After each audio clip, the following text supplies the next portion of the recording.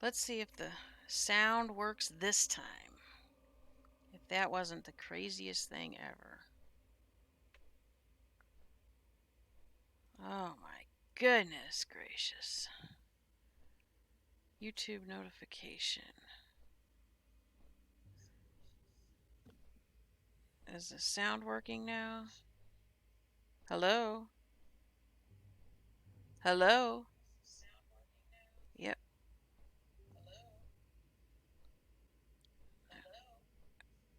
Okay, now I got that sound turned off. Oh, that was kind of crazy. No idea what happened there. All right. I have no idea how the sound got completely erased off of all of my scenes. But I think we're fixed again. It's very crazy. We're beginning to wonder if it had something to do with the update. Okay, now let's go and finish the dailies on this tune. Oh my goodness! Hi, Evie. Were you in here before when I didn't have any sound? Like no sound was coming through. Like 45 minutes I sat here and talked like no sound evidently.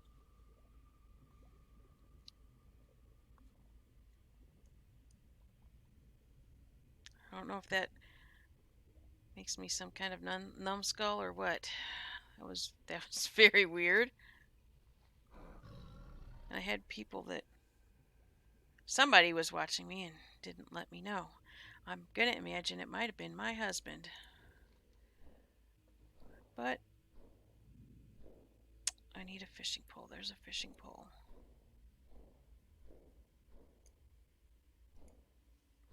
Can you hear me? Right? Please tell me you can hear me. Oh, okay. Well, that's just as well because you wouldn't have heard me, although you probably would have told me that I was muted.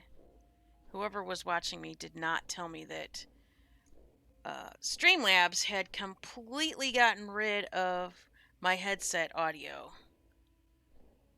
Um, so everything was fine except for I was talking and nobody would have been able to, nobody could hear me. There was no sound coming through whatsoever. The dogs were barking and nothing, no sound. So I had to get that figured out.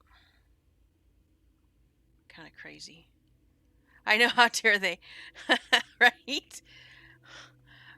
And now I wasted 45 minutes of talking to nobody. Oh, well. I guess you live and learn with YouTube. It seems to be the way this goes.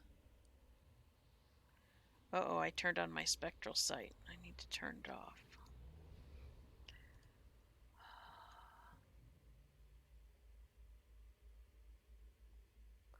Hi, Jennifer Tonks. Yeah, last night was, wow, it just got kind of crazy. But that was fun. That was lots and lots of fun.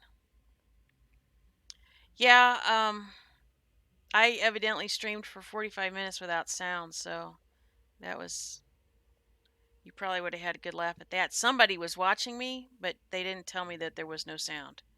So I don't know why they would do that and not tell me. But I guess that's the way it goes. Yeah, I actually I think Phil, this what is it? Spicy something. Um, I think he was live this morning. I didn't catch him while he was live, but when I was at lunch, I listened to a little bit of him. Man, that guy eats some peppers. Whew.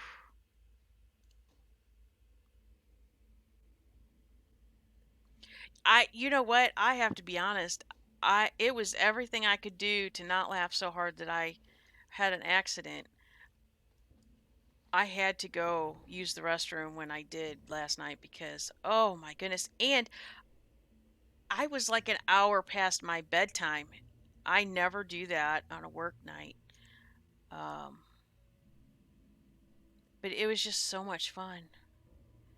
Is that when he went on stream live after Lisa's?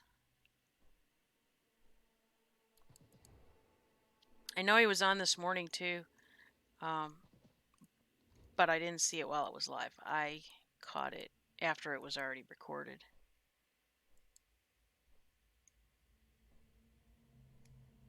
And Jennifer, it's okay. That's why I'm doing all this testing. The big mistakes that I don't want to make uh, when I'm kind of, you know, going full force trying to get to my, you got to hit that 1,000 subs, 4,000 watch hours so that you can uh, get monetized and do your. Not only that, I think it helps get you to the point where it's possible to have people approaching you for, product reviews and that kind of stuff. For my time, he did this morning. Oh yeah, yeah. Lisa's quite fun to go on her lives. I really enjoy talking with her, and it was kind of fun messing with her too. I mess with the people that I work well, people that I'm friends with that I work with. I like to like I have one friend. She zones into her work. She zones into whatever. I know her laugh is infectious. It's kind of funny because I think her laugh does to me what other people say that my laugh does to them. Yeah, he'll be able to find her. She always says she wants people to contact her on Facebook. Hey Elvis, how are you?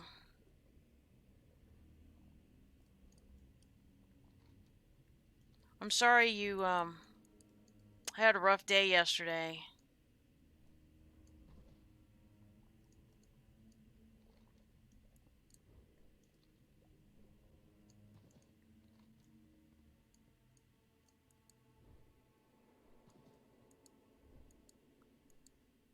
I always look at it like this. Today, whenever I'm at work, it's always okay, we're closer to Friday, we're closer to Friday. Now it's Friday. At least it's Friday. Was it bad because you had to give a presentation or bad because you didn't feel like your presentation was good?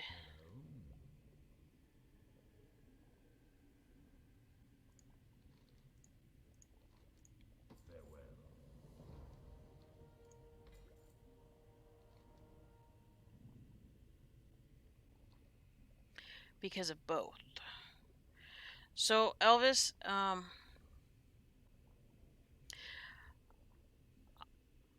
try to give you a piece of advice about if you didn't think your presentation was good, there's not a lot I can really say to you to make you feel better about that. However, one thing I can tell you is uh so when I was in grade school, we did our like Christmas concerts and all that kind of stuff. And I was never nervous during any of those. And I think a lot of that was because when I was in grade school, I went to a Catholic um, grade school. And so back then, we went to Mass every day. They don't do that anymore. They don't do that now. Sorry, I'm trying to get my headset cord in a place that's kind of out of the way at the moment. Um, and they would ask people that were good readers to volunteer to um, read um, the Bible at Mass. Well, I started volunteering fairly early on, and there's some really big words in the Bible, and I would get really nervous. But I think it helped me overcome that fear. Um, when I got into high school, um, I got into choir, and um, my sophomore year, well, at the end of my freshman year, you had to try out to go into the next choir. Everybody got in freshman year to freshman choir, and um, to go into choir sophomore year, you had to try out, and depending on how well you did at the tryout, would reflect which level of course you got to go to, or if you got rejected.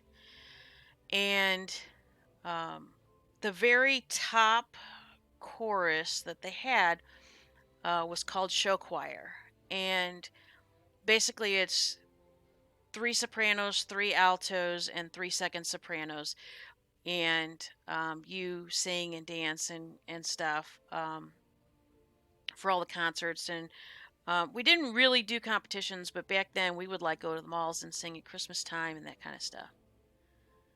And um,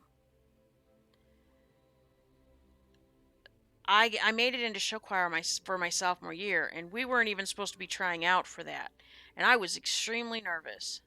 And uh, I told her, I said, I think you made a mistake. She's like, no, I didn't make a mistake. Well, anyway, so sophomore year rolls around and we start practicing and everything. And she starts, she wanted me to start volunteering to do solos. And I was like, yep, nope.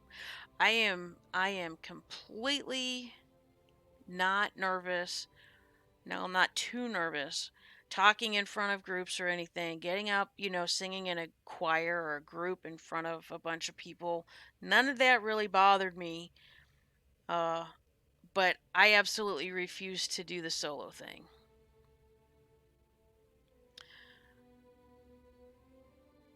Giving presentations, some of the best. Well, I don't know, the Golden Girls. They kind of give a little bit of good advice. Just envision everybody naked. It at least kind of relaxes you a little bit. And maybe there's some people you would think would be funny looking. If you haven't ever seen the Golden Girls and you have Hulu, I highly recommend you go and watch them.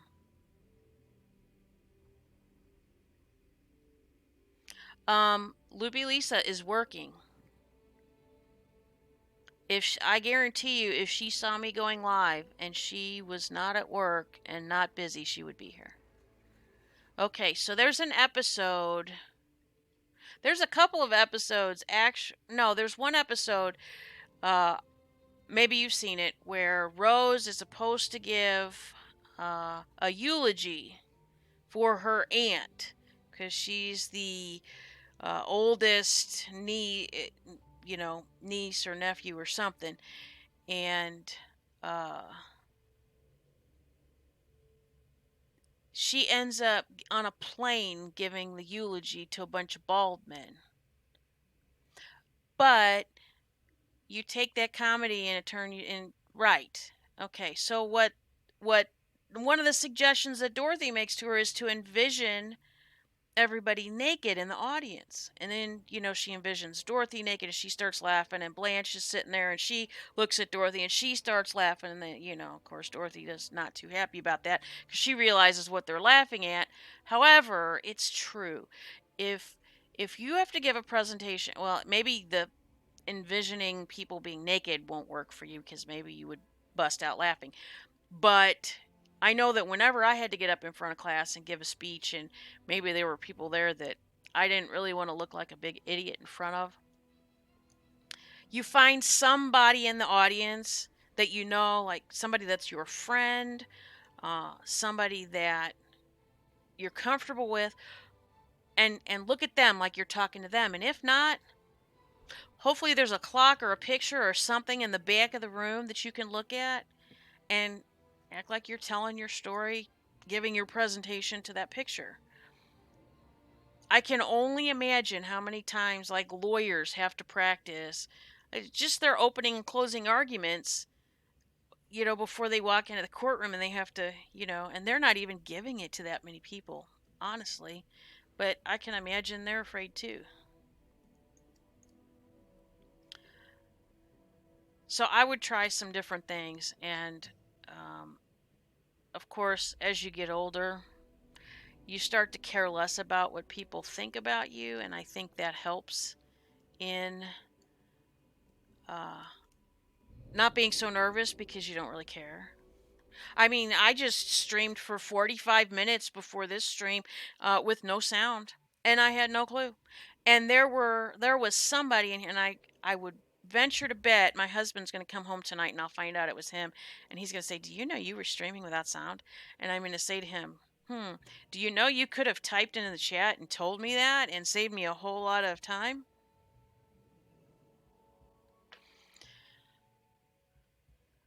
Oh, you do?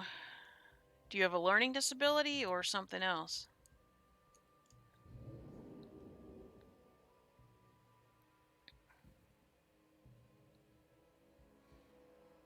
You know what, Elvis? Everybody encounters that, unfortunately.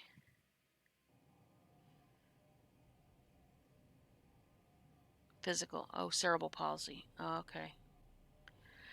You know, it is a shame.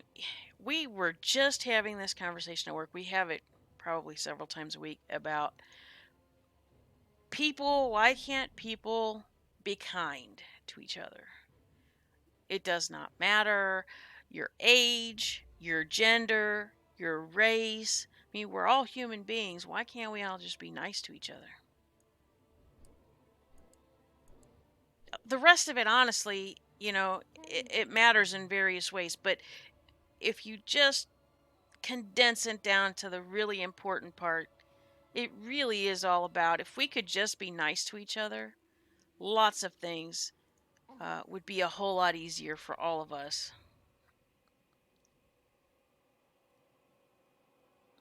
And now I'm trying to click my phone closed.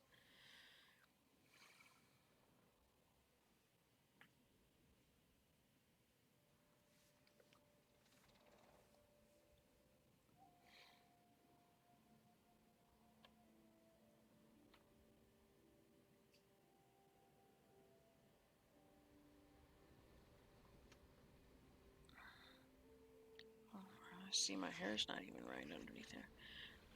I understand you, Elvis. I have walking disabilities and get so many rude looks. You are a beautiful guy, Elvis. You know what? And you know what, Evie? I will be honest. I know that people look at people that are different. Um, I know I do. I try not to look at people like they're, like something's wrong. I'm usually trying to figure out, like what they might have or, what happened. I also try to be uh, extra nice to people most of the time. Um, I don't think that. I think part of it is, and we were talking about this today too. People do not have any regard for other people. They don't have any regard for life. They don't have any regard for other people. So they don't act nice because they don't really care about anybody or anything other than themselves.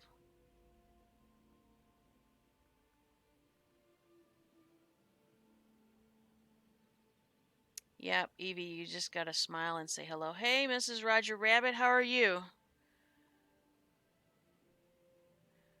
I take it you missed my 45-minute silence stream that happened a little bit ago. I guess you live and learn in YouTube world. I don't know how Streamlabs completely deleted my headset audio. This is true, but as a mother of, well, one teenager at this point and one teenager, that has technically turned into adulthood. Um I have found my experience, at least with their friends, um, classmates, schoolmates, people they're in scouts with, um, a lot of kids are very disrespectful to their parents, and their parents put up with it. And I find that a lot of the rude kids that I encounter, they're getting that from their parents.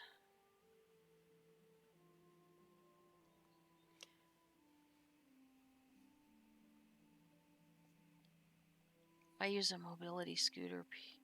Parents get uncomfortable when kids are curious. Just let them ask. Let them. Yeah, yeah. I mean, kids aren't. Kids are not naturally, um, when they're young anyway. Their intent usually isn't to make fun of people or, oh my gosh, that person looks funny. Normally, they want to know, why is that person different from me?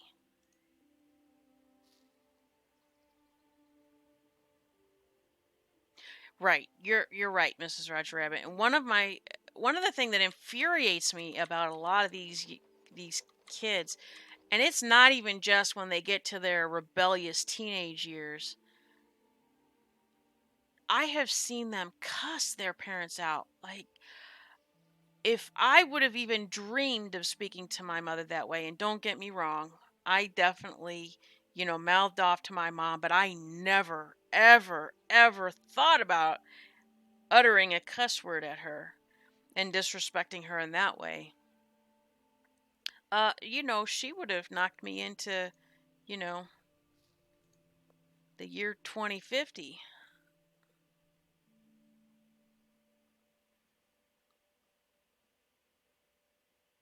I would always say to my daughter they might miss out on a beautiful friendship being judgmental. That's true. Um, that's very true.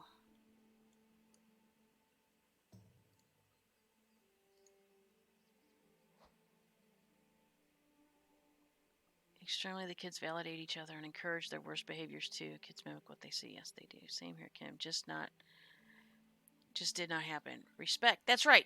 We respected authority. I mean, and we had kind of had part of this conversation at work today too. Uh, When I was, and I mean, I did go to a Catholic grade school, and this friend of mine at work, she did too. Um, but it didn't matter what teacher or principal, it didn't matter if it was a nun teacher or a lay teacher. If somebody walked into the room, everybody stood up, and all of the kids stood up from the desks and said hi and greeted them as soon as they greeted you. And it was just the respectful thing to do. And, you know, I I mean, I was a typical kid. Yes, I lied to my parents. Yes, I talked back to my mom when I was a teenager and things like that. But there was still a level of respect. There was always a line I would not cross because you respect your parents because they're your parents. You respect police officers because they're police officers. You respect firemen because they're firemen. And nobody seems to have that anymore. Everybody gets upset because the police shoot somebody. What they don't get upset about is the fact that people are running from the police when the police are just trying to find out what is going on. And why are we teaching our kids to run away from the police? When I got my driver's license, my mom sat me down and she told me, she said, "Kim, if you get pulled over by the police, you pull over and you do whatever they say." She said, "If they have made a mistake, if they arrest you, whatever," she said, "just do what they say because it'll be a whole lot easier to deal with than, if you make a big fuss and cause problems."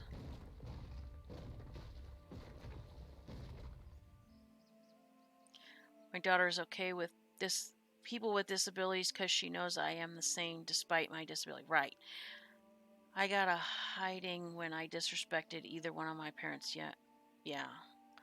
Heck, I got pregnant at 16 and was much better behaved than most kids these days. I have always been honest and respectful, just a bit rebellious. Right, right. That's most of us. I mean, I'm not saying most of us got pregnant at 16. I didn't, um, being better behaved and being respectful and generally being honest. Um, absolutely. And you don't see that. I mean, I'm not saying all the kids are like that, because, but I mean, my daughter acts worse than I did. My son, not so much. My son seems to have, absorbed some of, he's respectful and those things. And he's respectful to other people. My daughter is respectful to other people. She's not as respectful to my husband and I as I feel like she should be. But she is still better than the majority of them out there. Um, and there are definitely kids that are, being raised well, and they're sticking to that. There's an awful lot of them, though, that are getting away with bloody murder, and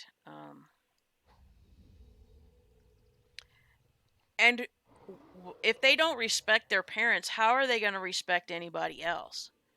I mean, when you're growing up, your parents are really, they are your world, because that's where you learn all of your basic skills from. Me too, at Evie Bubbles. If I sassed my mama, I would guarantee my poppy's hand was coming across my mouth.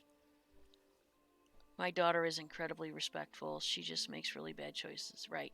One of the things that I taught my kids, it, and it's really simple, but it's one of the things you can tell that older people appreciate because they don't see it very much anymore, is both of my children hold doors for people. My son, when we come out of church, he might stand there for 10 minutes holding the door to make sure that he holds the door for everybody until somebody comes and takes the door from him or nobody else is coming out. My daughter holds doors for people. I hold doors for people. I think it's just the nice thing to do, and it's what you should do, and that's what I've taught my children. And I can't tell you how many times when they were young, and they, like my son, would hold the door open, um, and these older gentlemen would like give him a $50 piece, and tell him, that they really appreciated the fact that, he had manners and that he was doing the right thing, and that, he was a gentleman and he should be holding the door for people. And the reason they had to say that was because they're not seeing it. The reason why they're not seeing it is people are not teaching their kids to do that.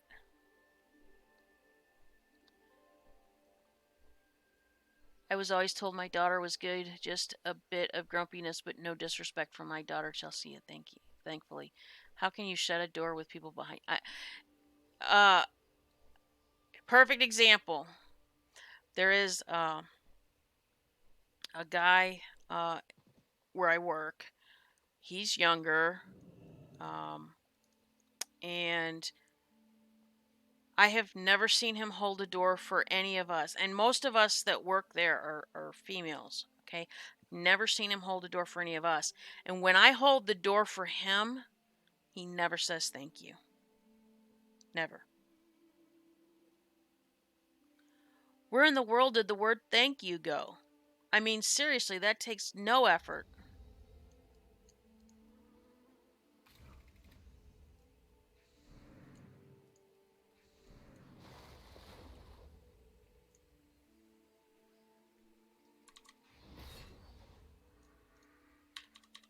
And, then we wonder why people are not respecting authority.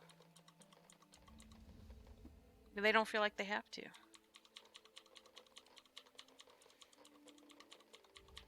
You're right. You're very right. There's a lot more of that in the South, and particularly in the Deep South, at least from my experience. Um, and honestly, um, just in the state that I live in Missouri, you go further north in Missouri, and there's kind of, it seems to me, less of that. And I don't know if it's because there's more big cities, um, and the urban people are a bit different. But I have family that live down close to the boot heel of Missouri, and uh, you go down there, and everybody's polite. I don't really ever run into anybody that's rude down there. They're all polite. And if you're a female, they're extra polite to you. It's getting worse too. You're right. It is. It's getting worse. People often bump into me and act like I was in their way. I mutter, well, excuse me. Grr, they really annoys me. I stop on my mobility scooter for someone to pass. You know what? Okay, so we all have frustrations when we're driving. But honest to goodness, I feel like. Why is this? Oh, I'm in the wrong button. I feel like when I'm at the grocery store, or it doesn't even have to be the grocery store, it could be Walmart or Target or, any other department store. I don't know. My theory is we all drive on the right side of the road. So when we're going down the aisles, we should all be on the right side of the aisle. So if we're going down this way, we should be on this side. And if we're coming this way, we should be on this side. And yet people will stop to look at something on the shelf and their cart is in the middle. And you'll wait for them to move their cart and they'll look at you and stare at you like something is wrong with you, and I will just eventually just move their cart and they'll look at me like, how dare you touch my cart? And I'm like, well, I'm thinking to myself, if you weren't taking up the whole aisle, everybody else could pass through. It's just common courtesy. But it generally takes me an hour to get home from work. It's really only 28 miles, but it generally takes me an hour because of accidents and traffic and this and that and the other. And so all I'm doing is sitting in traffic and watching people act like idiots. And they're in such a hurry to get 2 car lengths in front of you. So what, they're going to get there 2 seconds faster than you? What does it matter? I had a woman ram into my chair with hers at the Abilities Expo. Everybody else moves out of my way. Having a woman in a chair ram through me really ticked me off. She knows better. I go on grass for someone to path on footpathing. Yeah. If I see anybody in the store that has an electric scooter or a wheelchair, I've always taught my kids this. Let them get through. It's harder for them to maneuver in those places because those aisles and stuff, they're not made for people to try to maneuver through them like that. And, you know, why would you try to make it any more difficult for somebody else to shop than it is for you to shop? I don't. But people have no manners. And I tell my kids all the time, all of this, all of it, all of the way people act to each other, it all comes down to selfishness. If everybody was a lot less selfish than they are, we would have less of these problems, a lot less of these problems.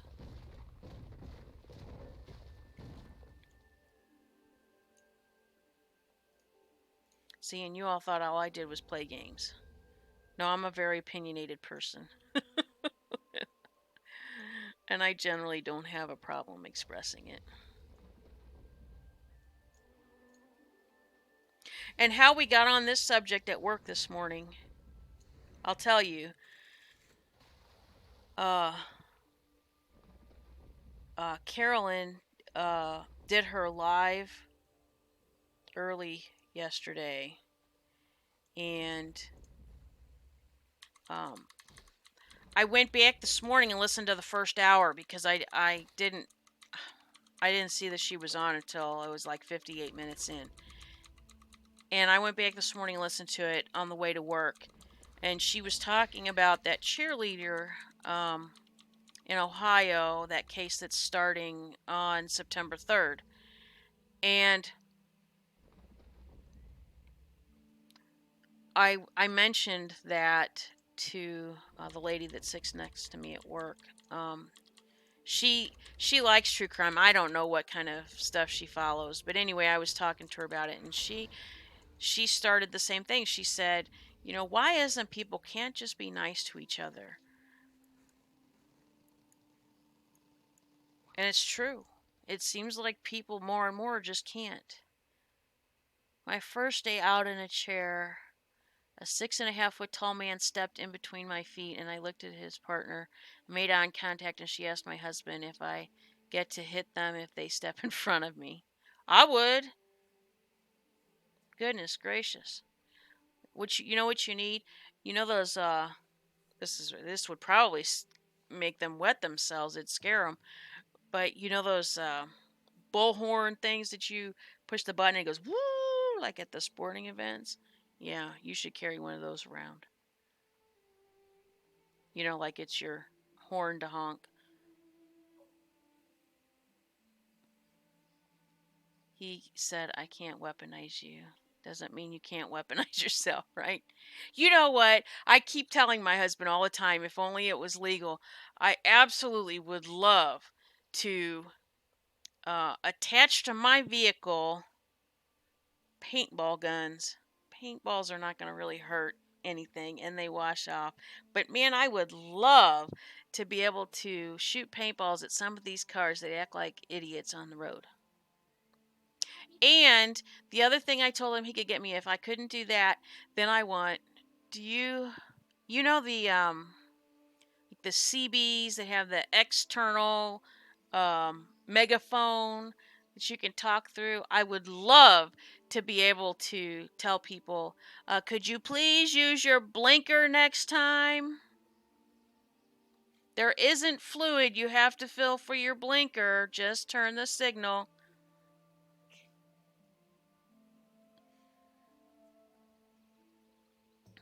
My new chair has a solid plate. They won't step between my feet again. Oh, yeah, I bet not. I bet not.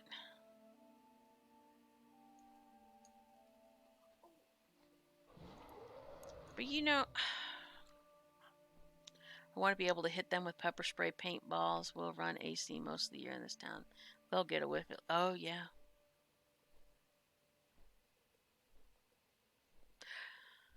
Elvis Presley, are you okay? Oh.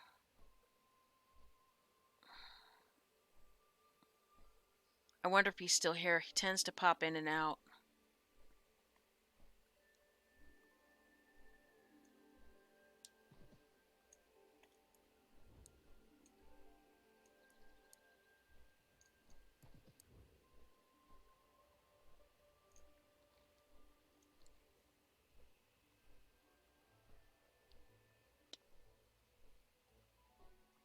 Yeah, he might not. He might not be in here.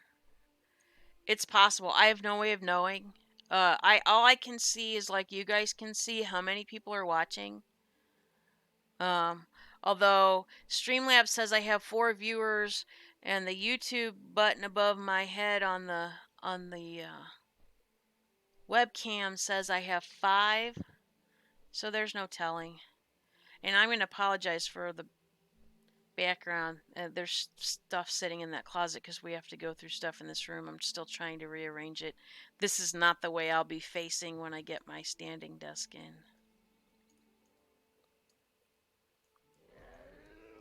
Oh my goodness, I couldn't have timed that any better. Well, I think it's generally, I don't know, semi-accurate. Although I've noticed, like Lisa, when I'm on her lives, I always, so obviously you probably know, I have my laptop, which is where my webcam is, and my game, like right now, my game screen is on. But to the left of me, I have a monitor hooked up to my laptop, and I have Streamlabs running on that. So when I go on Lisa's live, I have the website that you go through to. What are you two fighting about? Seriously. Oh dear Lord. Sorry about that. But I have like where I'm looking at Lisa on my laptop, and then on the left screen I have the stream still going. Her stream still going. I just mute it so that I'm not hearing 2 things at once. Hello, Knick-Knack. How are you? Um, But I'll notice she'll say, "Oh, I have 15 people in here," and it might say 16 or 17 on the stream itself. And I'm thinking, is the lag have something to do with it, or is it just that the counters are off? I don't know. Oh, you see my doggy back there? Oh, he pushed the other dog off of that. I got an ottoman so that when I have my, this is not my desk. This is the desk my husband's going to use that I'm on right now. But I got it to go next to my chair or under my feet so that he could sit next to me. And he pushed the other dog off. They kind of had a little tiff. Um, it's new, and he wouldn't even get up there when I first came home. I put a blanket on there, and now he's all okay getting up there because he can arrange the blanket however he wants, I guess. I'm good, thanks. I thought I'd best let you know I'm here. Yeah, I'm not a big fan of lurkers. At least say hi. You don't have to join in the conversation. I typically don't bite. I mean, maybe if you're a troll, I would. But I know you're not. Animals are like sibling rival. They really are. And the funny thing is mine's the baby, so mine's hardly over a year old, and the other one is like 11, gonna be 11 in November, and uh, yeah, it's like they kind of have words. They don't fight. We had a few incidences early on, um, but they pretty much they'll cuddle up together and lay in the bed together. But that was a little tiff. I heard them. Somebody was mouthing at the other one.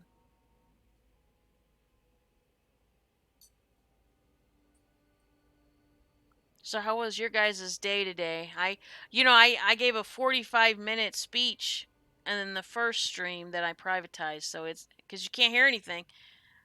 Streamlabs deleted my sound and I didn't know it. I talked for 45 minutes for nothing. When I had two cats for 9 years and they often writed who was in the toilet with me. Oh, yeah. So, yeah, I don't have that problem because the older dog is my daughter's dog, and so my dog, I come in from work and he's all over me. I can't even set my purse down, and usually I have, because I'm in traffic, I have to go to the bathroom when I get here, and like I can't even get to the bathroom and he's jumping all over me, and then I get in the bathroom and I sit down and he's jumping all over me. He's so excited. The kids used to be that way. The kids are not like that anymore. Only the animals. Mine are 6, 5, 4, and 3. Yappy little pack. Oh yeah. Oh yeah, and yours are Pomeranians, right?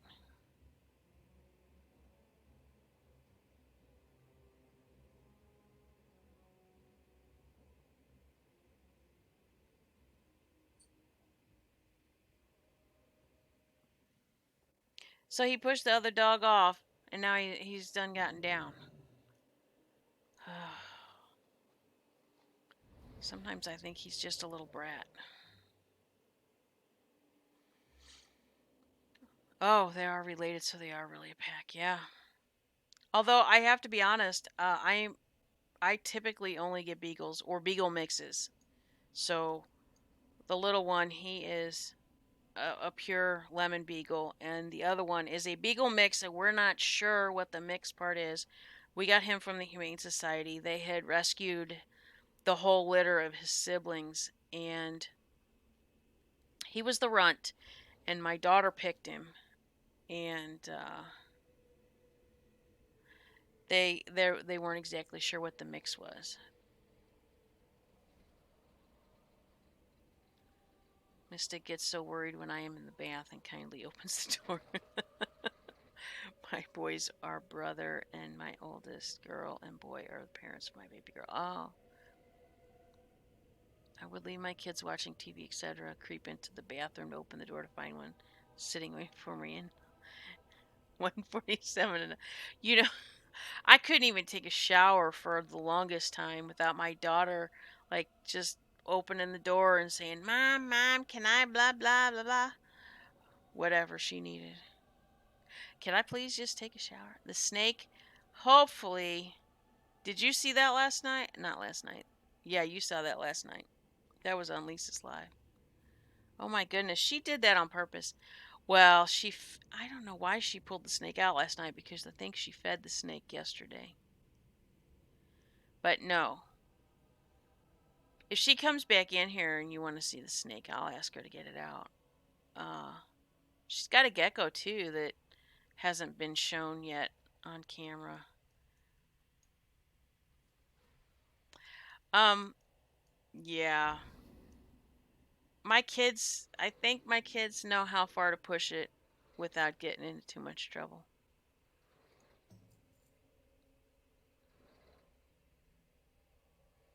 I remember my daughter playing with toys on bathroom floor when I was taking a shower or bath. Yeah, she likes the exotics, huh? Yes. As a matter of fact, they keep trying to talk me into another snake. And my son, let me tell you, my son had a snake, but it got loose and we never have found it. I don't know where it went. And they found before they had those snakes, um, they had found a garter snake in the yard and put it in a bucket and were waiting for me to come home from work to ask me if they could keep it. They were going to beg me to let them put it in a um, fish tank. And by the time I got home and they asked me about it. And I said, you know what? As long as it's away from me and I don't have to deal with it, that's fine. So they went over to show it to me in the bucket. You won't believe this, but there wasn't one snake. There was a gazillion snakes in there. That snake had babies while I was at work in the bucket. And so then I felt bad because I wasn't going to just, dump the mom and the babies all. Of course, they all ended up dying. The babies ended up dying and the mom ended up escaping. So, right. I told my husband, I said, I thought snakes laid eggs. And he says, yeah, these snakes, yeah, they lay the eggs, but they hatch so quickly, they're basically live births. I said, what? Right? Yep, that's what I live with.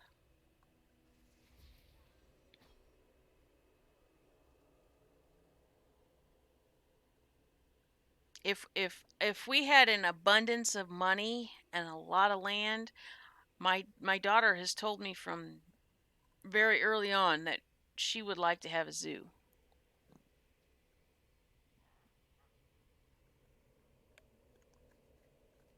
And I believe it.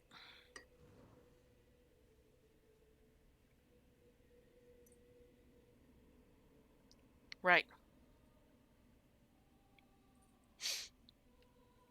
I love snakeless New Zealand. Yeah. I'm trying to get some friends from work to go on a float trip. And snakes is one of the things they don't want. And I said, well, if we camp down at the trout park, which is where we like to camp anyway, um, it's where the river that typically people float on and this stream that the trout are in meet. And I love to camp there. I said, well, the water there is so cold in the stream that there aren't any snakes because it's too cold. They would not survive. So I've never run into a snake there. And it gets cool at night no matter how hot it is during the day because the water's so cold. Well, actually, the, the one found out you can rent an RV. She goes, I think I'll do that. And the other one says, yeah, I think I'm with her. I'll help rent the RV and I'll stay there. My husband is so insistent still to stay in tents. So, two, maybe almost 3 years ago, I broke down and got a cot because I just couldn't do the ground anymore.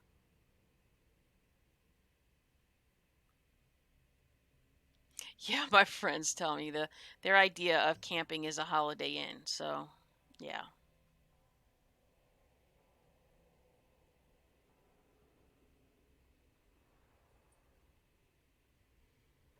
I don't I don't know. I grew up camping, so although our camping usually entailed we had one of those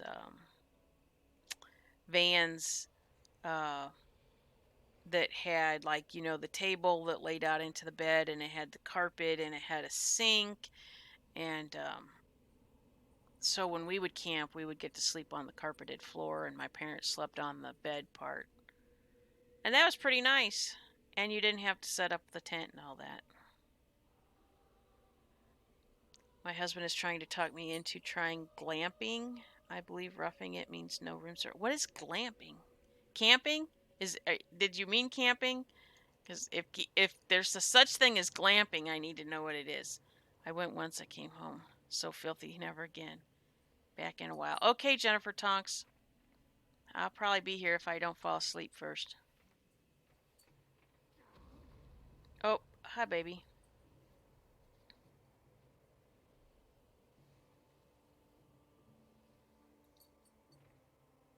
You're on candid camera. Yeah.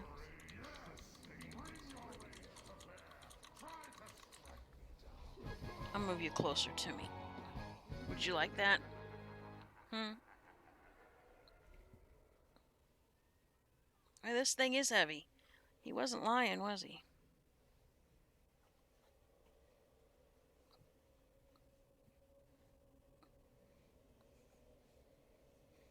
There.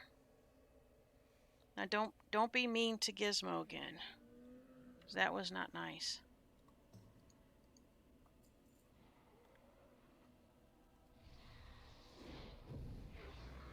Oh, RV camping is glamping.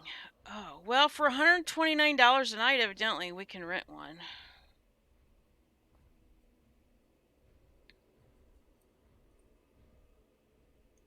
I had nightmares of snakes coming up the toilet.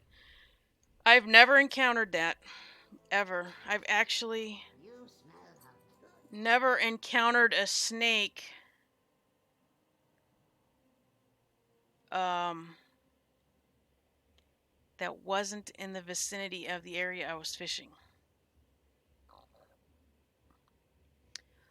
Oh, like glamorous camping. Yet I'm getting to the point where I told my husband, I said, you know what? If you ever decide to finally win the lottery, we will buy an RV and travel the country. In the RV, he's finally he's finally said that he would be okay with that. I think maybe old age is starting to set in with him too. We're not 20 anymore. Heck, our oldest child is almost 20. So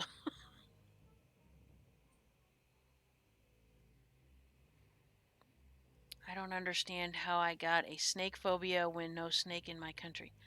Um,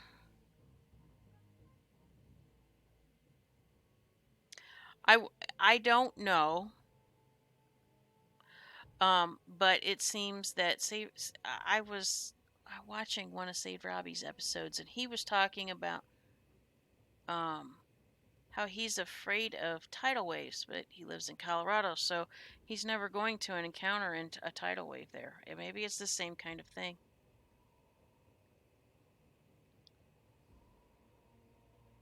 We talked about getting one in case we have to start traveling for treatment. Yeah. Well, honestly, I mean, I know that I mean, depending on what you get, they're fairly expensive, but um, when you think about how much you spend on a house,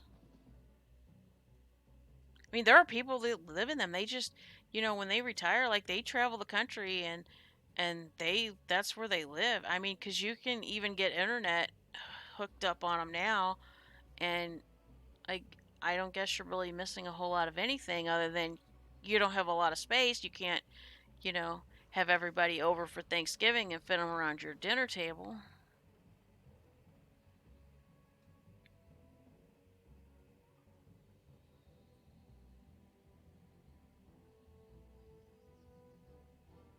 But then again, if I had an RV and the money to have an RV, I could be in, like sunny Florida having the meals outside. You can get them for about the cost of a new car if you buy them used. Oh, I know that the one time I looked at the price, like, I don't know, of course, maybe I want the big fancy one. It was like $100,000.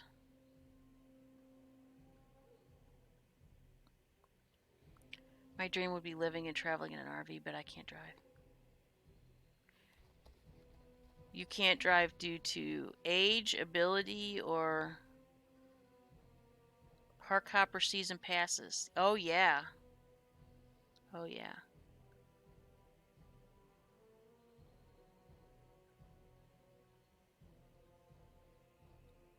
And think about it. You live in an RV.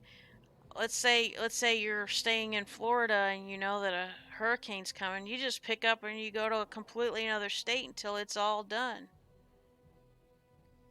I can drive at a good bit. Oh, gotcha. No vertigo. That's bad. I have a friend that gets that just existing sometimes. The one I showed hubby was about 150K and it had granite counters and wood floors. Oh, wow. The one I was looking at was about 100K, but it wasn't all fancied up on the inside. But, it was one of those fairly large ones and it had the awning and everything, which I would think that the awning would be nice considering the older I get, the less I want to be in the sun because I burn and I am not interested in burning anymore. I never learned due to diabetes and laser on my eyes. Oh, gotcha.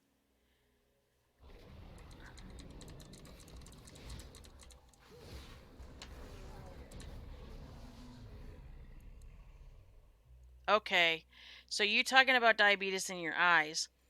Diabetes runs in my dad's family really bad. And for some reason my dad doesn't have it and my sister and I like we must have his genes.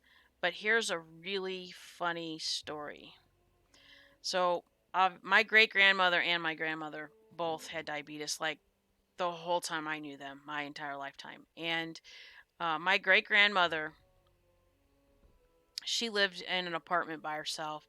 And my dad used to take us over there. Oh, I'm going to the wrong flight path. I was about to get killed. Um, my dad used to take us over there every week because he would buy her groceries because she couldn't get out. And um, we were over there one time, and she went to the bathroom or something, and she came out. Now, mind you, she had a glass eyeball, and her other eye was pretty poorly. She didn't exactly see well. And I knew she had a glass eye. And I knew she took it out and cleaned it and stuff, but I had honestly never seen her take it out or anything. Well, she comes out of the bathroom and um I'm looking at her and she's got her regular eye and the other eye that's just the socket, there's no eyeball in it. And I asked her, I said, did you do something with your eyeball? Seems kind of a weird question to have to ask. And she's like, well, I cleaned it. I said, well, you didn't put it back in. So do you know where it's at? And so she couldn't remember where she put it. So we're looking. We're my sister and I, and we were young. Oh my God. I'm going to guess I was 9.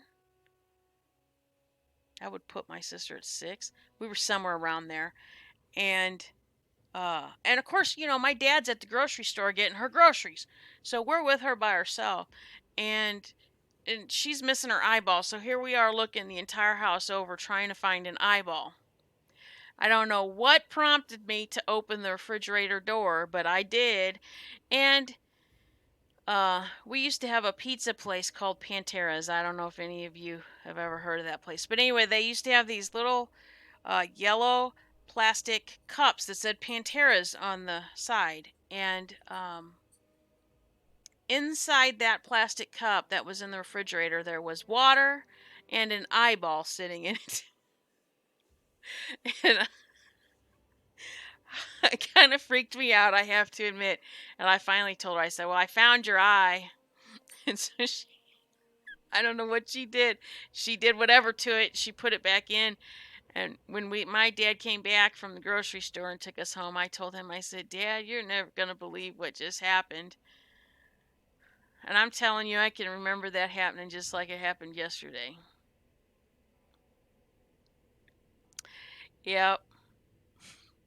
Yeah. Do buses with billboards on the side moving next to you make your sense of motion go nuts? Oh.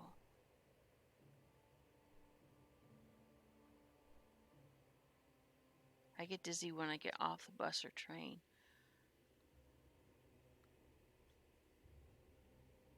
That's terrible.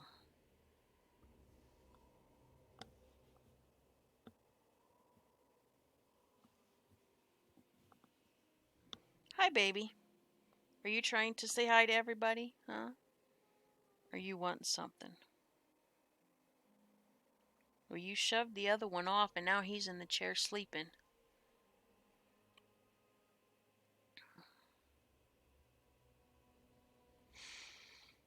I've never been able to ride them. Oh.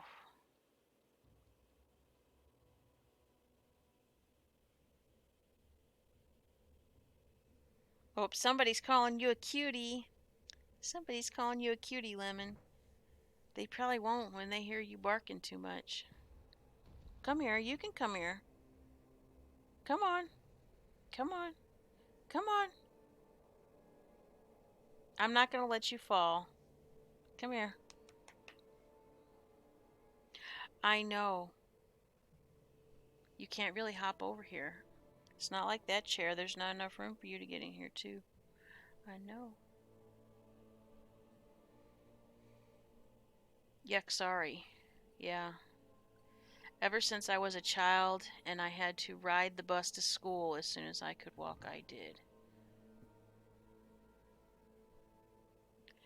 I never had to ride the bus. We only had the bus for 1 year because Catholic schools, they had to own their own bus, and they sold. Come on, come on, they want to see you.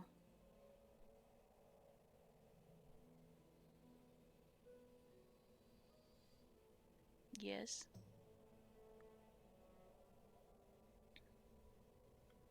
Oh, you're gonna try to get up in my lap, aren't you? You're gonna sit on the arm of the chair. Uh-huh. That's okay.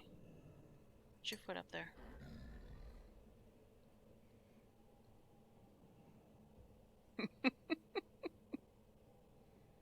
You're supposed to look at the camera right there. Look. Look. Oh. Is that lemon drop? Yes, that's lemon drop. Yes, I called your name. Ever since I was a child, I had to ride a bus to school. Oh, yeah. I listen to music and concentrate on the bus or train. Okay. Lemon, you have to show them their face. They want to see your face. Look. Oh. Did you lose one of your tags? No, you got all three of them there. Okay, but you're not going to be able to stand there forever. This is not going to be comfortable for you, Ryan. I can't see. I can't see. Nope, he's not shy about anything. He just doesn't like thunder and firecrackers.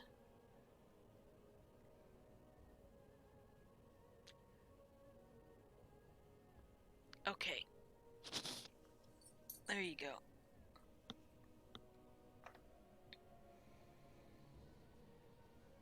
No, he still acts in a lot of ways like a puppy. He's only he was a year old in May. Well, you can't even look out the window. Why are you growling? That could have been why he wanted to get up in my lap. Can you see what's out there? See, what'll be funny when I get so my desk. Yes, my desk is going to go on that wall, and I'm gonna put the futon here. Well, the Hello Kitty curtains. That's my daughter. Because this was my daughter's room.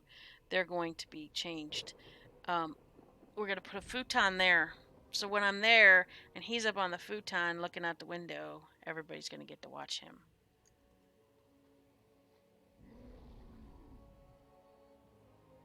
It storms loud there too, poor baby. My 10-year-old mystic acts like a kitten playing with toys. Yeah. And yeah, sometimes it does storm loud, but not always. Although the last one we had was a doozy, and he's gotten to the point now where usually if it only lasts a short amount of time, he just barks at it trying to chase it off. Last time I was in bed and he got up in the bed and I was laying on the pillow and he literally wrapped his body around the back of my head and was just laying there shivering, and then he laid his head across my shoulder. Poor thing. He was not happy. And then it was all over and he was fine. We were still using modems when we lived. Oh, we had a T1 installed. Oh. I have fiber right now, but what we got that they didn't offer it in our area until I want to say it was about a year ago.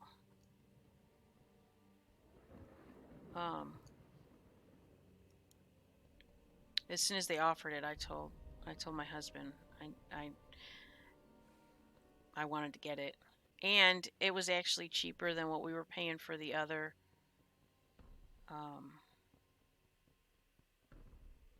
Because we had DSL, and then they forced us onto the what was it called?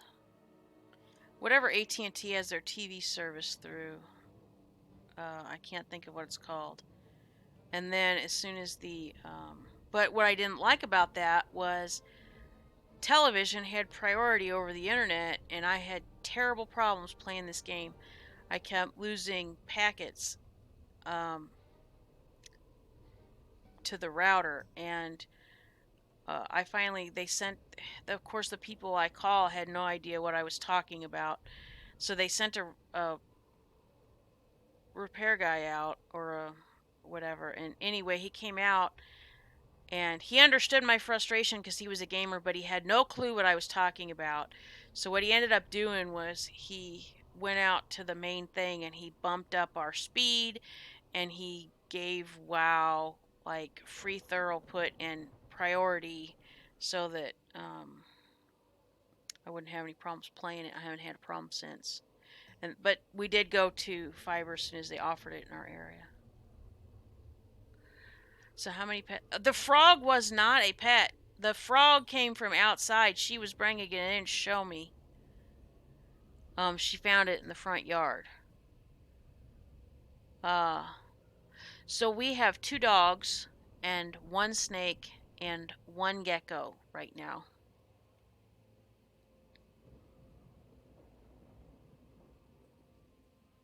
There are others in talks, but that's what we have right now. We will probably, after my son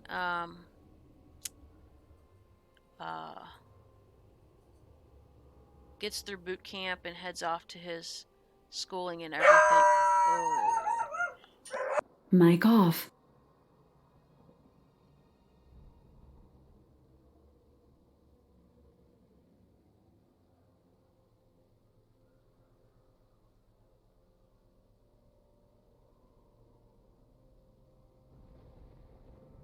Mic on. He's still barking.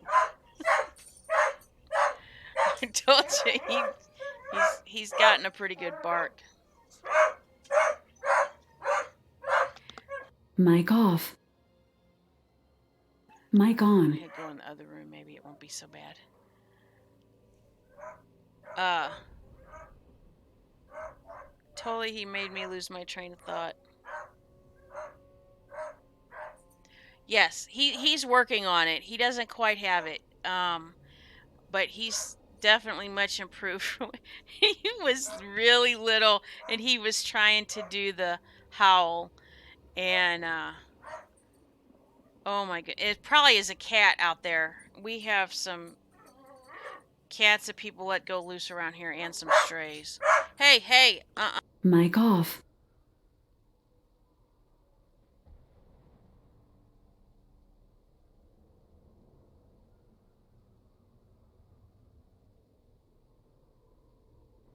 Mic on. He usually only gets yeah, he usually only gets that crazy about it's either a squirrel or that bark is either a squirrel or a cat out there.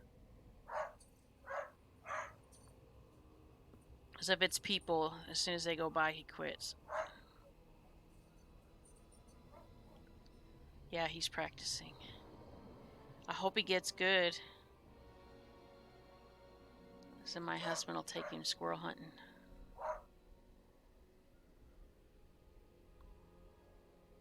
Maybe the lavender lady is coming for tea.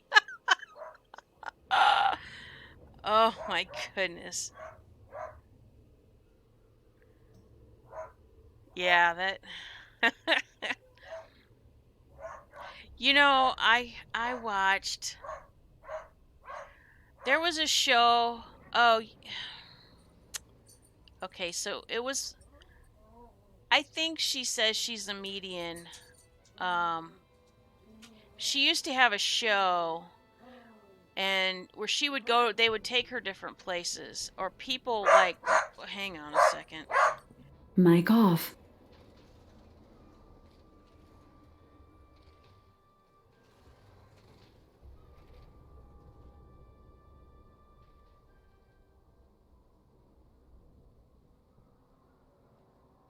Mic on.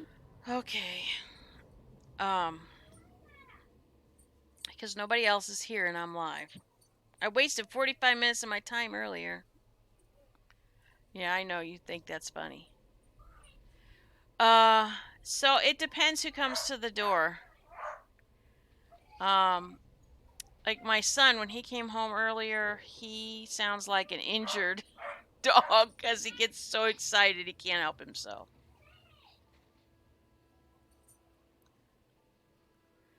Yes, there are definitely some interesting places here. Yeah, you know what? I love that movie Up, and yeah, it would be kind of nice sometimes if they could talk. But then, this way's kind of interesting too. Uh, he spotted a frog. No, I don't think he's ever encountered a frog yet. Oh my goodness, I'm gonna miss this. Um, oh, I had already killed him on this character. Well, that was dumb of me. Uh, I'll mind you that when hubby comes home, my baby girl, yeah, screams when I leave. See, now if when I leave in the morning to go to work, he's fine. He's still laying in bed with my husband and completely fine with that. But when I come home, oh my goodness. He's just like attack mode on me. My cat sometimes makes pathetic meows when hungry. Yeah. Um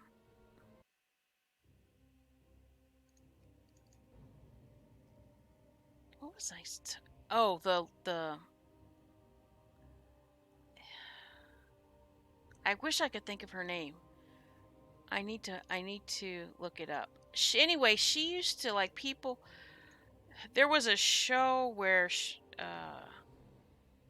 she would take people back to places where they think they like had an encounter like movie stars. Um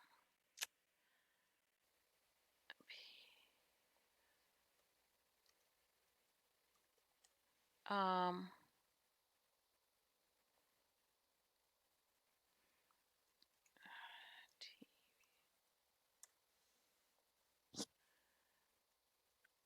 I'm not on island.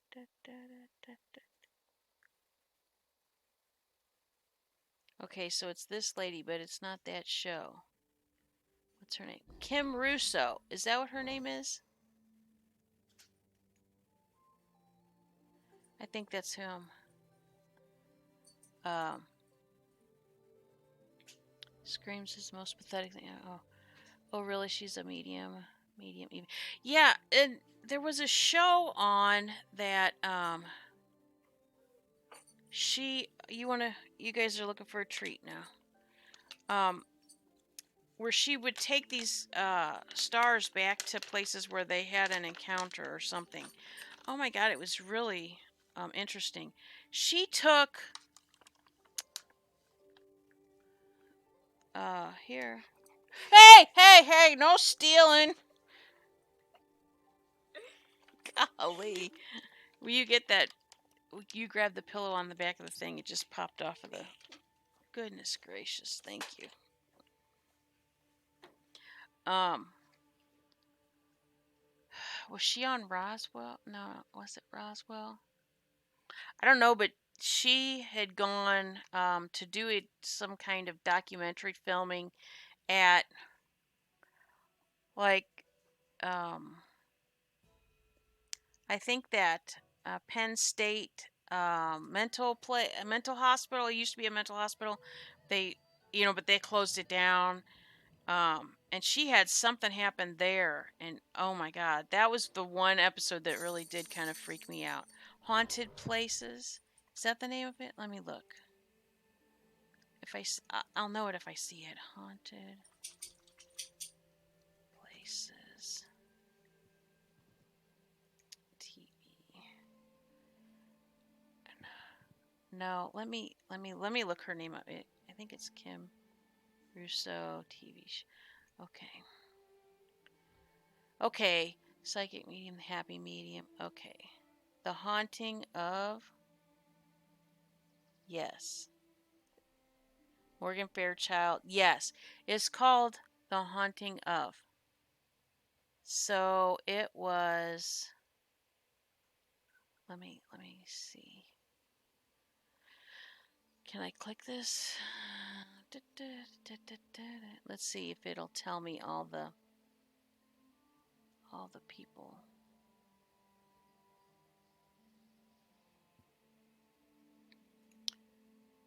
Seven. Ernie Hudson, Morgan Fairchild, Kevin Sorbo, Tiani T-Bones Watkins. Let's see, let's go to 6. It wasn't that one. Margaret Cho. That was a silly one. That was definitely interesting. Meatloaf was on there. I remember that. Now there's a fly in here. They went outside and brought in a fly. Tatum O'Neal. Lonnie Love. Where? Anthony Michael Hall. Lou Gossett Jr. Was she that early on? Shirley Jones. Vanessa Williams. Vince Neil. Brett Cullen. Wayne Newton. Valerie Harper. Linda Dano. I remember that one too. Where is that? I call her a girl because I know she's seriously younger than me. Where is it? Sally Struthers, Carl O'Shaughnessy, Patrick Muldoon, Carney Wilson. No, what is her name? Barry Bostwick. Roddy Piper. He was on there before he died. What is her name? None of these pictures are coming up. Where's the picture? Oh. Anyway, it's called The Haunting of.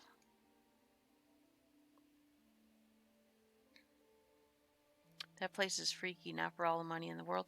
You know, I have to be honest. My husband and I, we want to go to uh, I can't think of the name of the place, but the Remington mansion place where they were building. She kept building and building and building and building.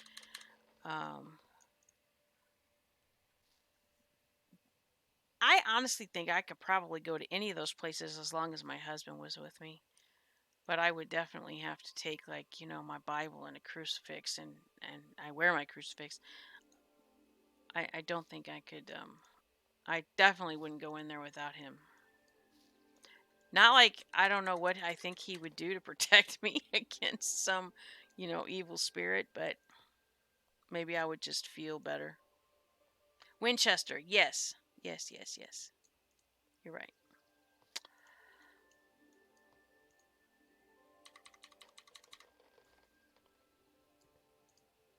I think that place. Well, there was a there was a show.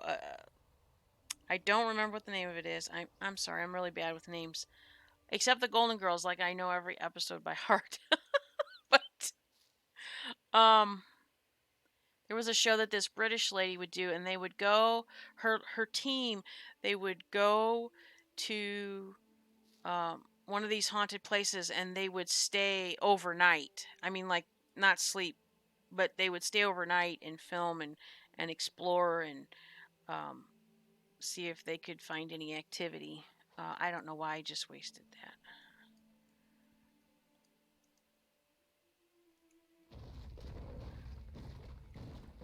I wouldn't go to any of the places that haunted evil people or insane people. I can't imagine death would change them much. Most Haunted. Yeah, I think it was called Most Haunted. My husband and I, we used to watch it. And then, like, it came back on again. I think, I don't know if there was like a big lag between the seasons that they released in the United States or what. Yeah. My husband would have remembered the name of it too.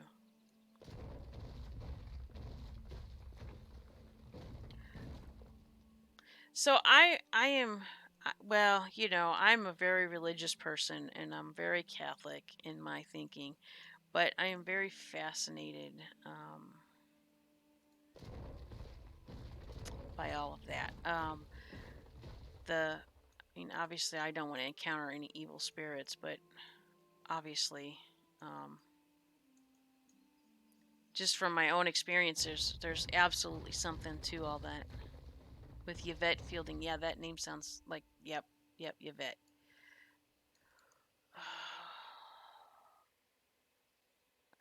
Yes, briefly it was. It seemed like it was on and gone again. You're right. I felt the same way because we got really into watching it, and then it was like all of a sudden it was done. And then, like a few years later, I saw it come on. I don't know, maybe it was a different like cable channel or something. And it was different episodes than what I had seen, and then it was like gone again. My sister's dad was very Catholic, so I was raised very Catholic. Um, well, Mrs. Roger Rabbit, if you're from here, are you from here or did you just live here for a while? Because you know the real incident that the every time that one does not take. I reported that bug and they still haven't fixed it. Um, the Exorcist that happened here. Well, the majority of it happened here. It didn't start here, but it. My friend used to work at the hospital.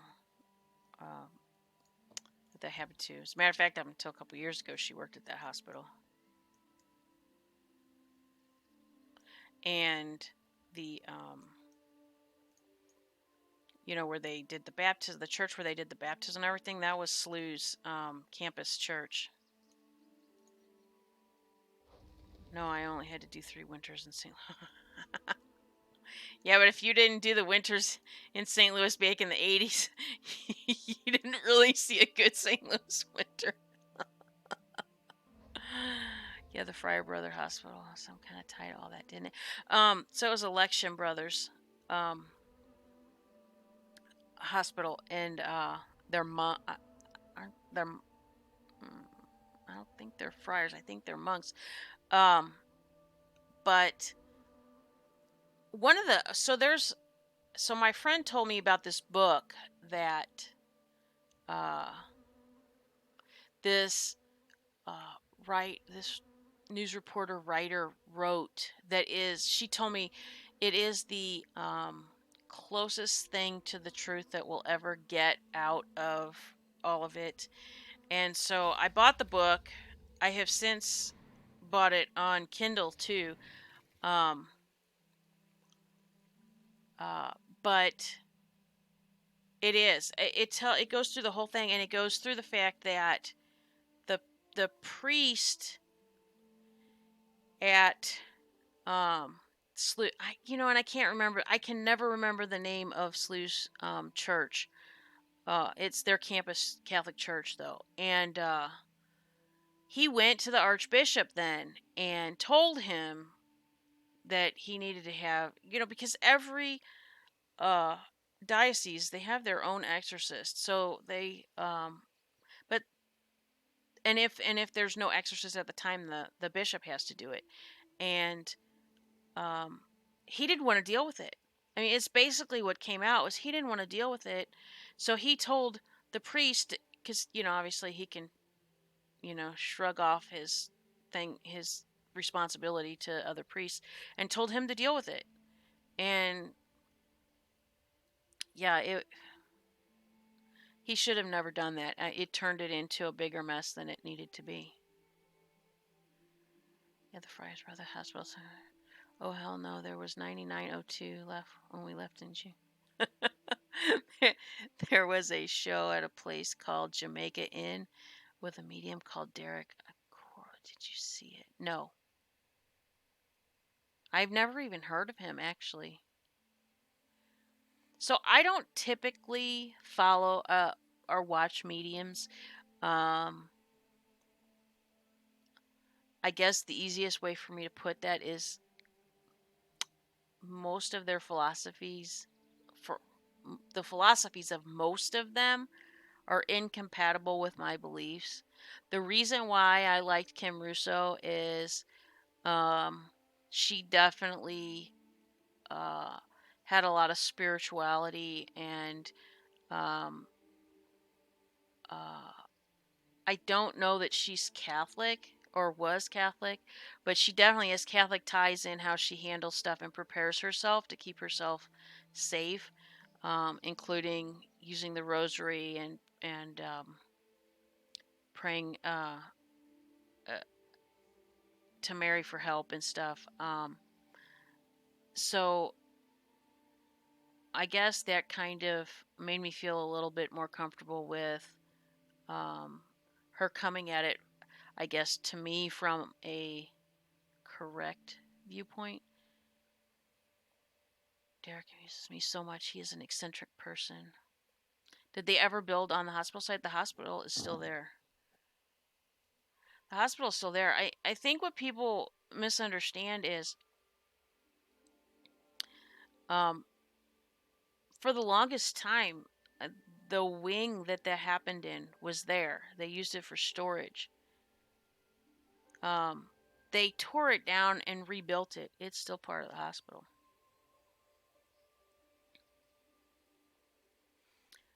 01, we went 3 weeks below 20 degrees. I looked at my husband and said, get me out of here. Sorry, I've been listening. Just put a load of washing on. My daughter got home from work and needs uniform to be washed.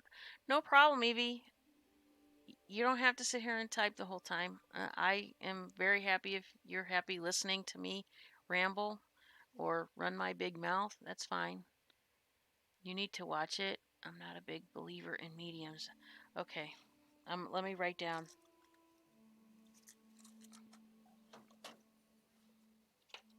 If I don't write down, I will never remember to look it up.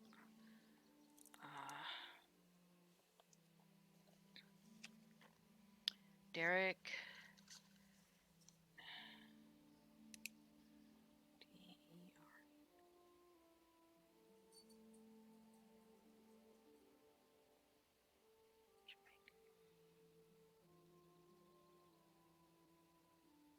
Okay.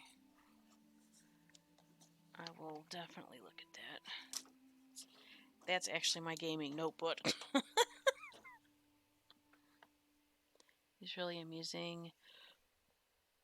You will laugh the whole time. Eccentric is a mild. Oh, over the top, huh? So did the stain come back?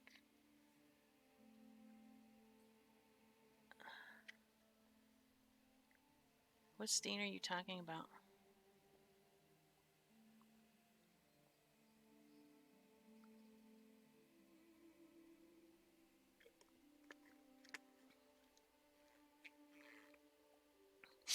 Oh, flamboyant at the hospital. Yeah, I don't know what stain you're talking about. the only thing that I know of that was still in the hospital before they tore down the wing and redid it. There were some items, but I don't know of any stain.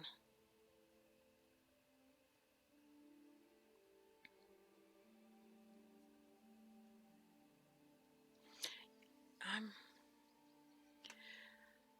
you know what? I'm gonna look up the name of that book. You should read the book if you haven't read the book, uh, because I'm gonna tell you everything you think you know. Uh, because this book was so the person who helped the priest, they're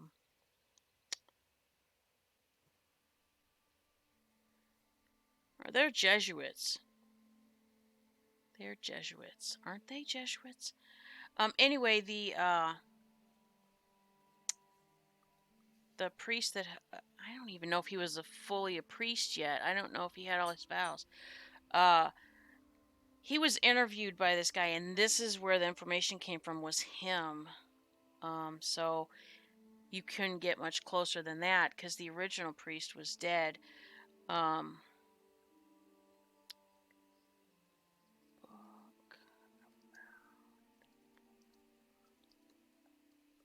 let me see if I can see.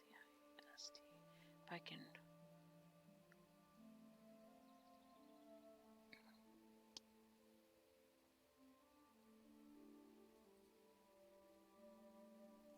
Is this it? My God, that big old horsefly. No, that's not it. It has HBO on there.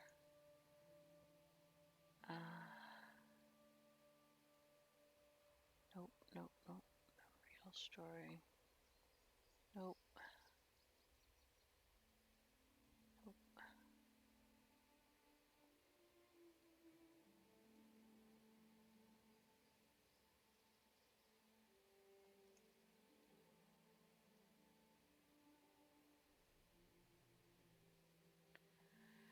I might have to look it up and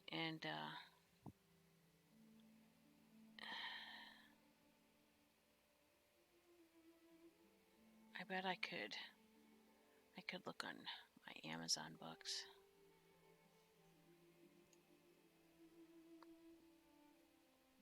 So the only reason why I ever found it was because my friend told me about it. Um,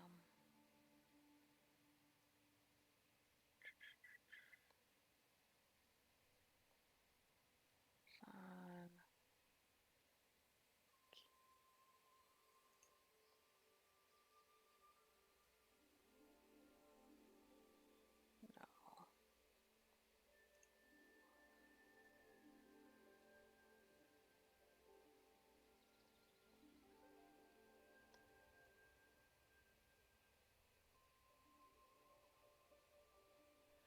where is my books?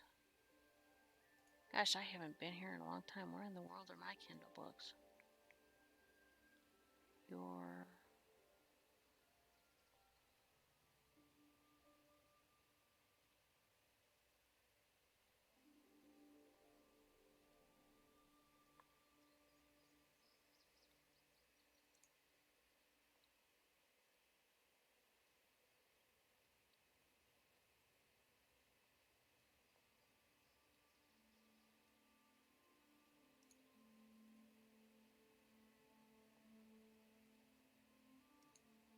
property.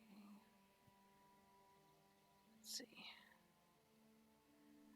The floor was supposed to be stained like blood. They were said to have tried to recover it, but kept bleeding. I think it, I don't think that continued to happen. These were neighborhood stories back then, kids' tales. So, I do think that there was a stain somewhere, but I don't think that it. I don't think it went on very long. Nicotine is like that washing off walls. My dad smoked till I was 14 years old. Yep. I told the girls it was probably rust if it was really something. Um,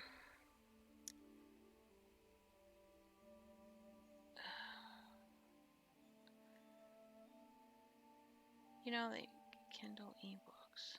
Where are my Kindle ebooks? based on your reading. Recommended for you. It's been so long since I've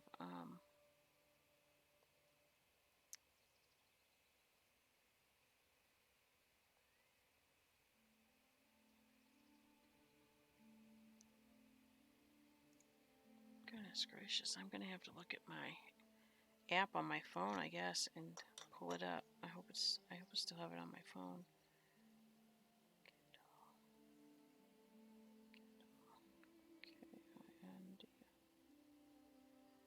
Kindle. Yeah. Wow, dizzy kneel down before get something out. Oh, don't get dizzy. I told the girls it was really Rosa. We had a lot of things like that. They were told that our neighborhood was haunted. There were supposed to be tunnels under the whole town. So, oh, there are tunnels. You know what the tunnels are there for? All those tunnels were for running beer during the Prohibition. So they used them for not beer, but alcohol. That's definitely true. Drink something and have a salty snack. Oh, does that help with being dizzy? I'm pulling up my Kindle now because I really want to find the name of this book to tell you. Oh my goodness gracious, now I have to sign in.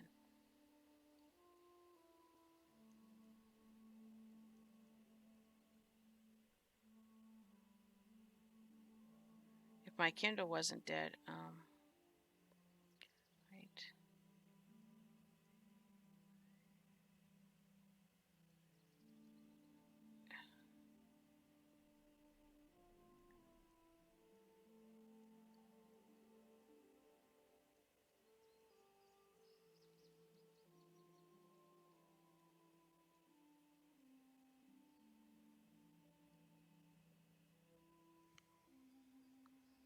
I found some socks that say if you can read this, bring me a pickle. Oh my goodness. I love pickles. Yes, had some Gatorade. It's like my medicine. Cool socks. Re-enter.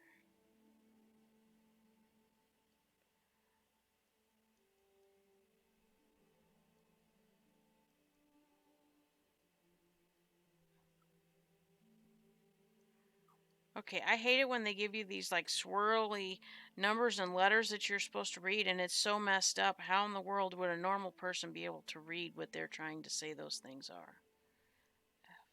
FB. Seriously.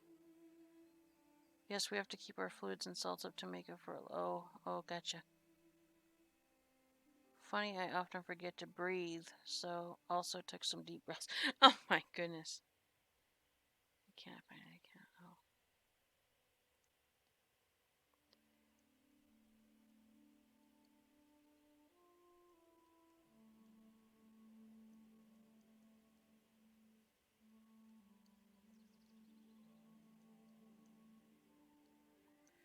I swear, sometimes I don't know why they make us tell. Only a robot could probably read what these things are supposed to be saying.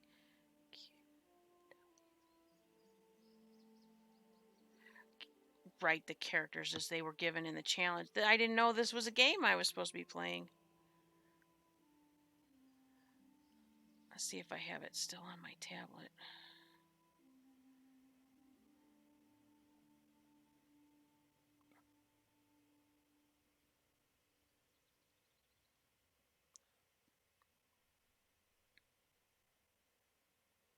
No, I don't want to reinstall it on here because I already had that problem.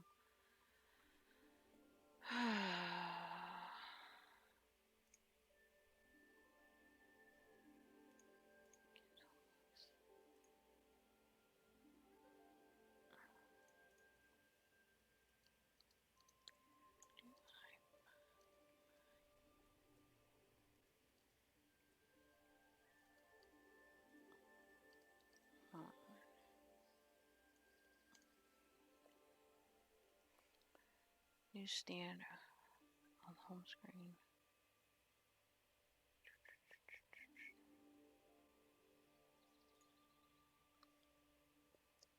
home screen. Newsstand audiobooks. No, I don't want to. I want to access it from the website.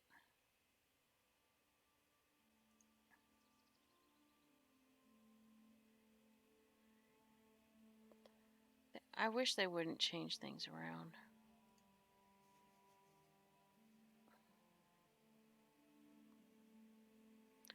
I used to do it from the website all the time, and now they changed it all around.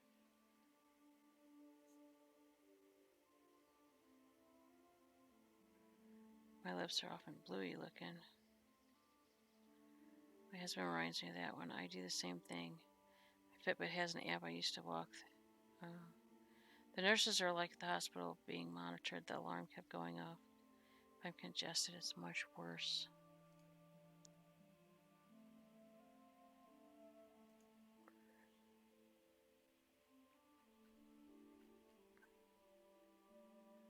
I know. Digital orders. Let's see. Per 17.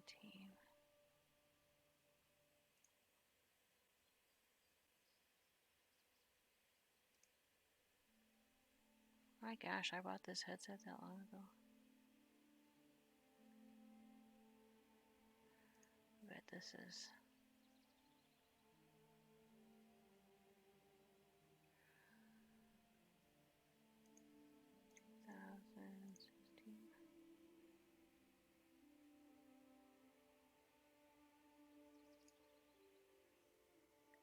Do they?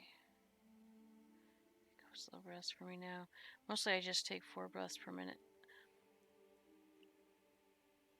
Goodness gracious.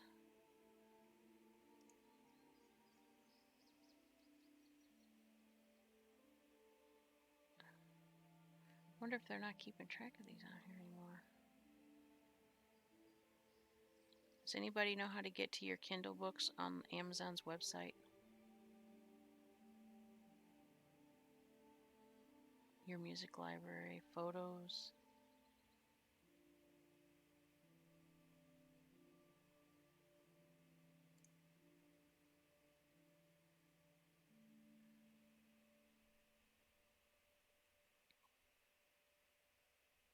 It used to be so easy to move around here. Prime membership. Your list, your orders, your account, your video library. I don't know. It used to have books. Good night, Elvis. Have a good night. Nobody knows how to get to their books. Or do you guys not have Kindle books?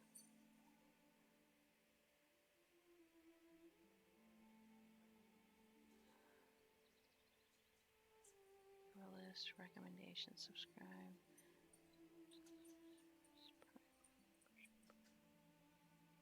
Pets. Content and devices. Maybe that'll have it. Yep, here it is. I found it. I gotta find the name of the book.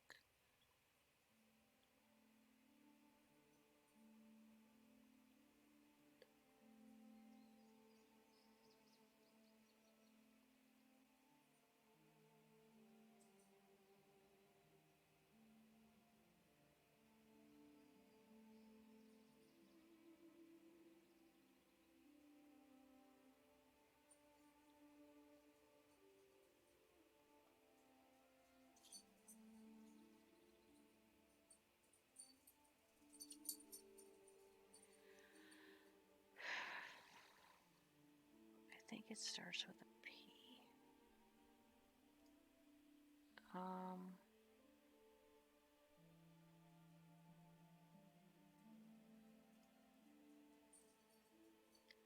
Let's see if it'll put it in order that way. P. I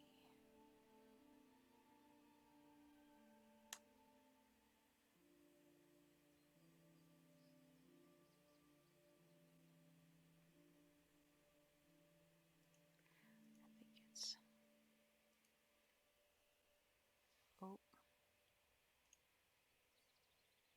hate it when you accidentally click the wrong thing.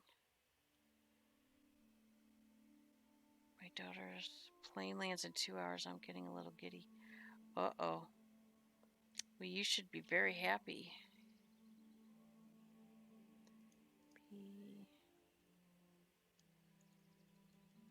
I think it's P. I think that's the name of it. Yep, it's called Possessed, the True Story of an Exorcism. I will put it in the chat.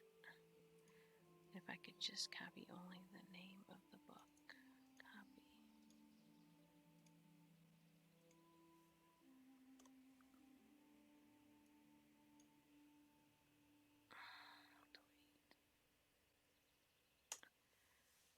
That's the name of the book. Sorry it took me so long. I was bound and determined to find it. But they have it on Kindle. You can get, I think you can get it bound. Oh, you didn't see her community message? There was no reason to, they threw it out. There was no reason to continue it, so they threw it out. If you look under her community tab, she left a message. Yep. I'm going to sleep so good tonight. I won't see her till tomorrow afternoon, but just knowing she's close gave me peace. Yep. I understand that. Yes, dear. What?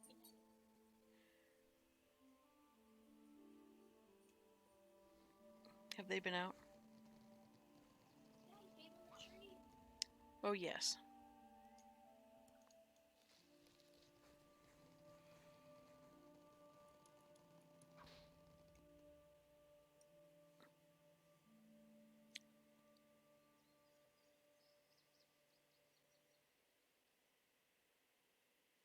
Brian.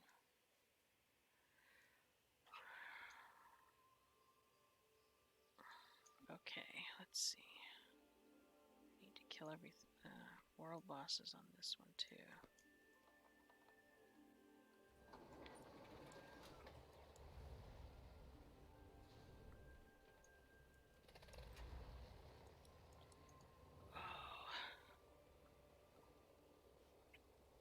Sorry, I gotta take my shoes off. I've had them on all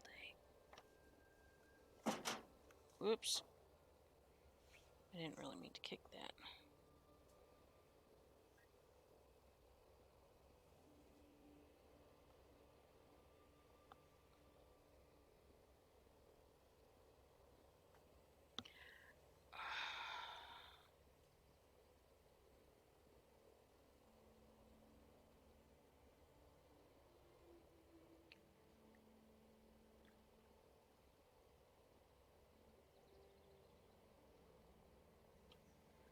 How long is she staying with you? I'm not leaving yet, just getting excited. She leaves Sunday.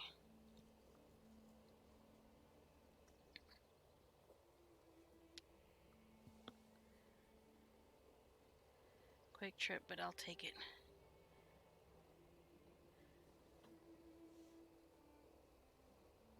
Yep.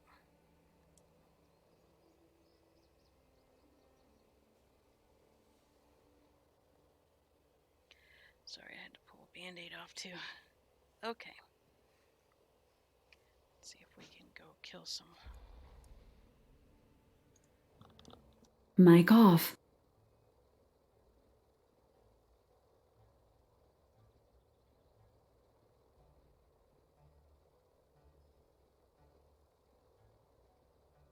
I Mic didn't on. put. I missed a space, I think. You missed a space and you put an N. I put an N? Oh, that was a fat finger then. I apologize. But thank you for your help. I think the dogs abandoned me.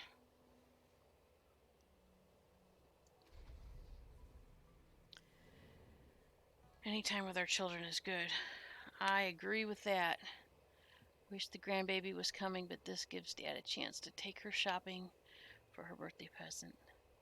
That's nice. Hope you have a lovely time. Knick Knack, you're still here, huh? Or are you just hopping about?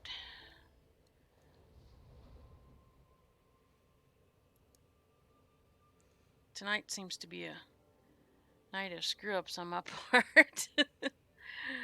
I still can't get over that 45-minute spiel in silence.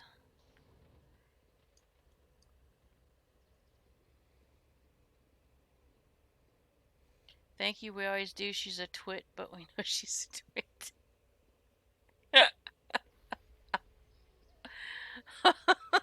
Gosh.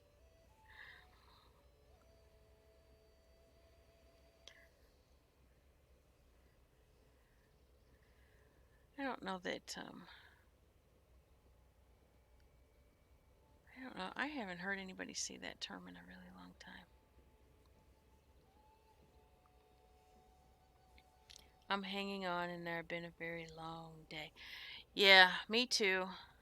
But if I can make it for an hour, my husband will be home. And he's going straight to bed. Because he's got to go back into work tomorrow.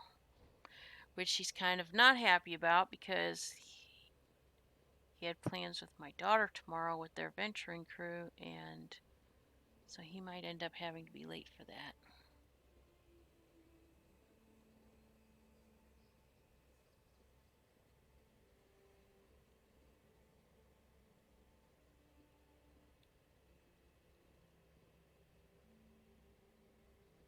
Kid complained about spending $200 on school supplies, then starts talking about her new set of microns. What are microns? The art store. Is that some kind of drawing thing?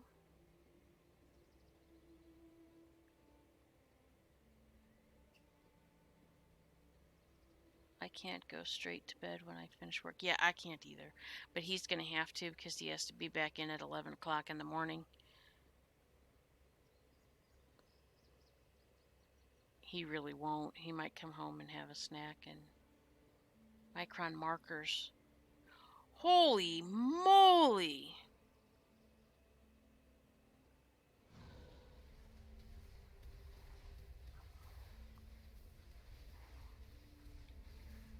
Heck, I spent $225 for a weekend camp for my daughter. We had to talk about priorities yesterday. Yeah, I bet you did. What time is it there? It's 10:30. It's 10:26 right now. I'm in Central Time Zone.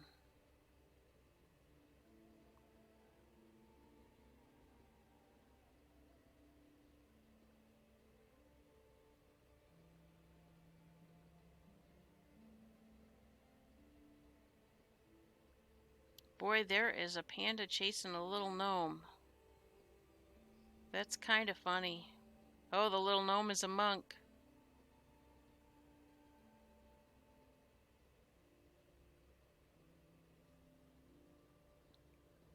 I bet they know each other.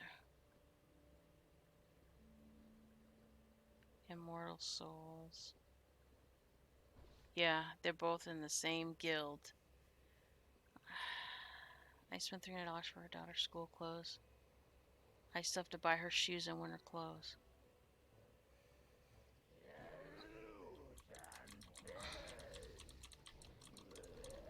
It's 4:26 a.m. and I didn't get home till 11 p.m.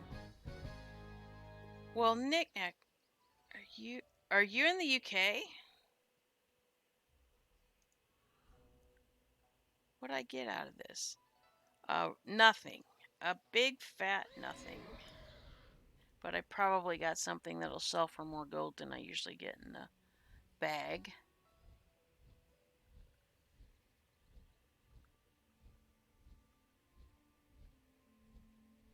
Yes. Ah, okay.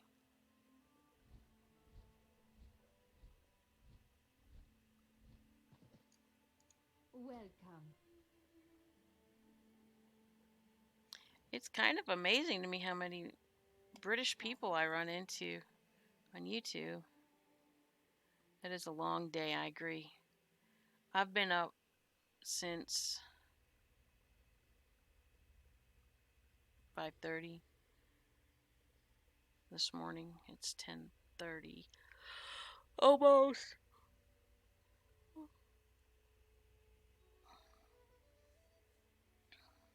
I keep trying to psych myself up and say that when I hit my, I might have to do it when I hit my 1,000 subs and my 4,000 watch hours when I get monetized. I'm going to try to do a 24-hour stream. I don't know if I'm going to be able to. I'm going to have to try to see if I can build up my being ability to stay awake anymore to do that. Are still ticking.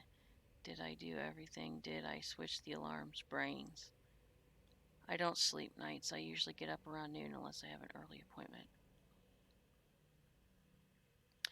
So typically during the week, when Lisa doesn't have me um, in one of her lives having a really good time, I typically go to bed at 9 o'clock on work nights. And I usually watch a show or two. So it's usually about 10 o'clock before I'm really, oh, sorry, before I'm really kind of settling down to go to sleep.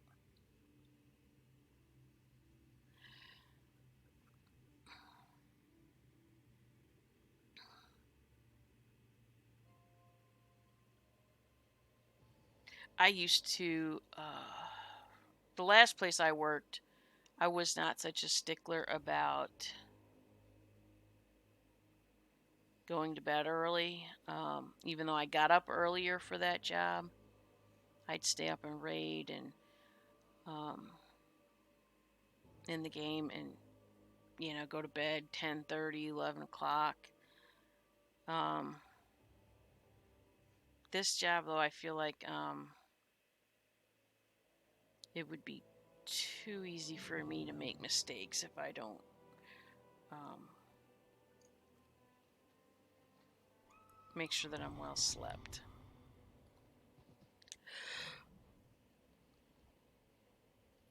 I'm that tired that I can't even type. You don't have to be tired to not be able to type properly. You sure you haven't had something to drink?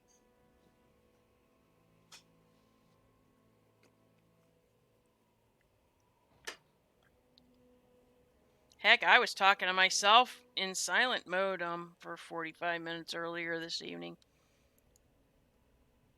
I would take not being able to type over what doing that. That was just really crazy on my part. I had to check community on my good phone. Good news for Carolyn. I hope the trolls stay away. No, they won't. I was starting to think you might have caught our brain fog. No comment.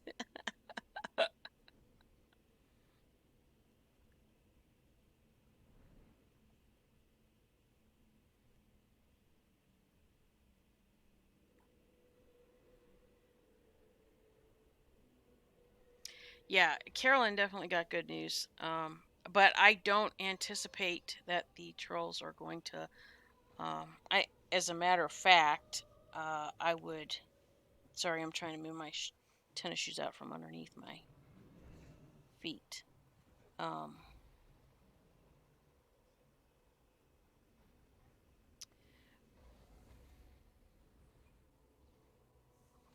I don't think that the trolls are going to stay quiet. I think, if anything, it will probably make a certain person more mad,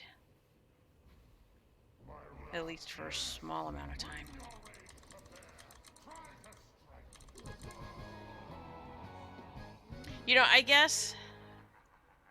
I guess to me, the trolls on YouTube really aren't a lot of different than the trolls in World of Warcraft.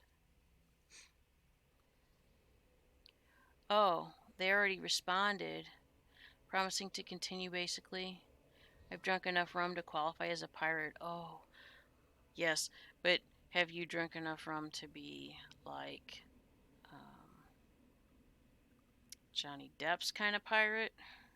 Captain Jack Sparrow?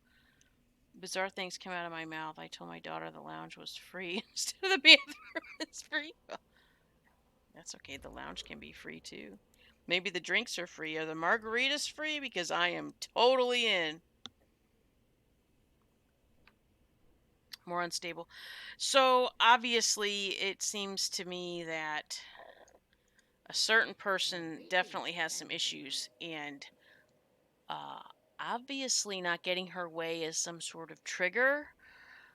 Um, so I can't imagine this is going to make her feel any better. Yes, ma'am. You want some extra time?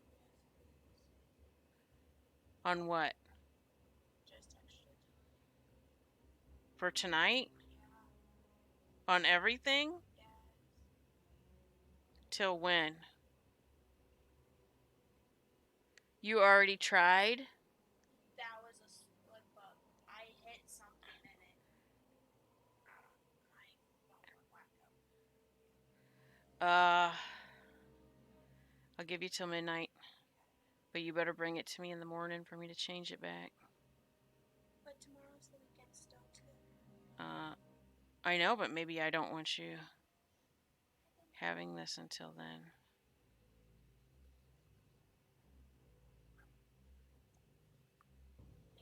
You're welcome.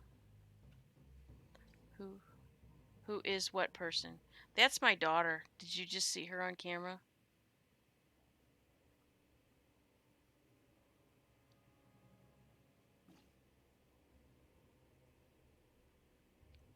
Evie, is that who you were asking about? My daughter?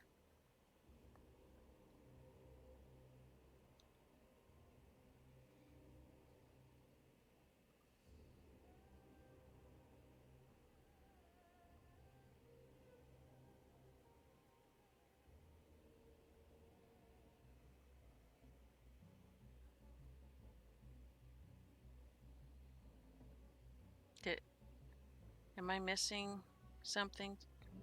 Or is there that much of a delay?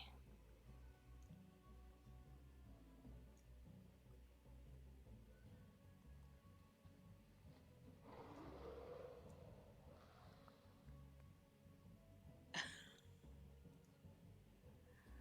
love that you have the parental control set. Somebody don't.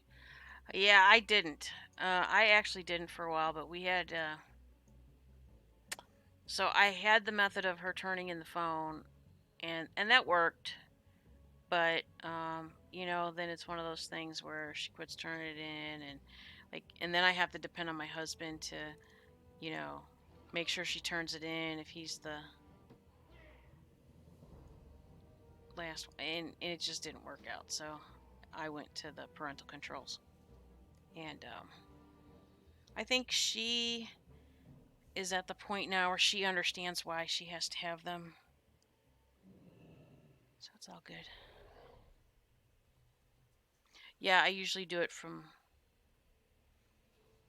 I think I had it set from 10:30 at night till 7:30 in the morning. 'Cause otherwise, they stay up all night, chit chatting back and forth with each other, and Snapchatting and taking us pictures with the puppy dog, licking faces and all that stuff. And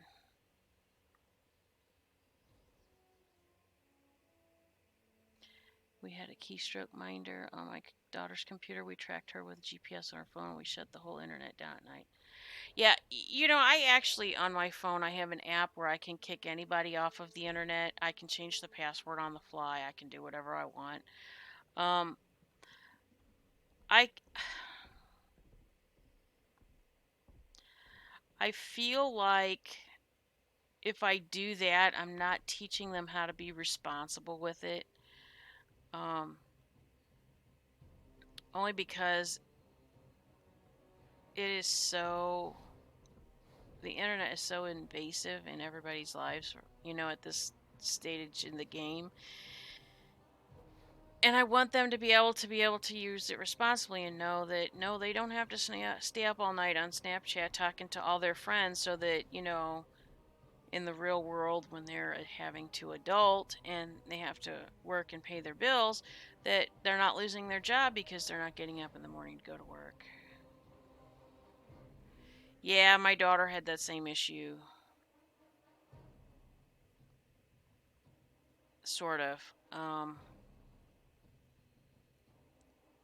I think she tends to just want to be friends with everybody, and she doesn't. she doesn't recognize the bad in some people. Yeah, responsibly and safely, right. I mean, my son, unfortunately, he ran across porn when he was young, and that was an issue I had with him. Um, and, now he's almost 19 and he pays for his own. I mean, he's on our plan, but he pays for his own phone. So once he started paying for his own phone, and became 18, I was like, I'm not going to look at your phone. I'm not going to monitor your phone. Um, I mean, my daughter, she knows I have, at any point, I can grab her phone and go through it and look at it. And, she's gotten in trouble a few times for, talking to people she told me she wasn't talking to and stuff like that. But it's never been terrible. The terrible things that she does is always in real life, not on her phone. That was my daughter. She didn't outgrow her trusting nature. Yeah, it's one of my biggest concerns. Um, my son, I think my son trusts a little too readily sometimes, but at least my son, um, he doesn't care what other people think. He's like me in that way. So, uh, he's not as like I have to be friends with everybody. So, I'm gonna act this way because I want everybody to like me, and where my daughter is that way. When my daughter was in high school, she had the same dean every year. It was good because if someone was saying lies, the dean would know they were lying. We had the older boy issues when she was 16. Dad met him at the end of the driveway with a shotgun, and we never saw him again. Yep, that'll be my daughter, with us, because we definitely have weapons here. And her father is not going to be nice to the boys, I'm sure. Which I wish he would possibly be a little nice, because I'm afraid it might cause her to be more sneaking around. But, there's a point in time, unfortunately, that there's not a lot you can do if your kid's going to sneak around. They're going to find a way to do it. I mean, surely we did.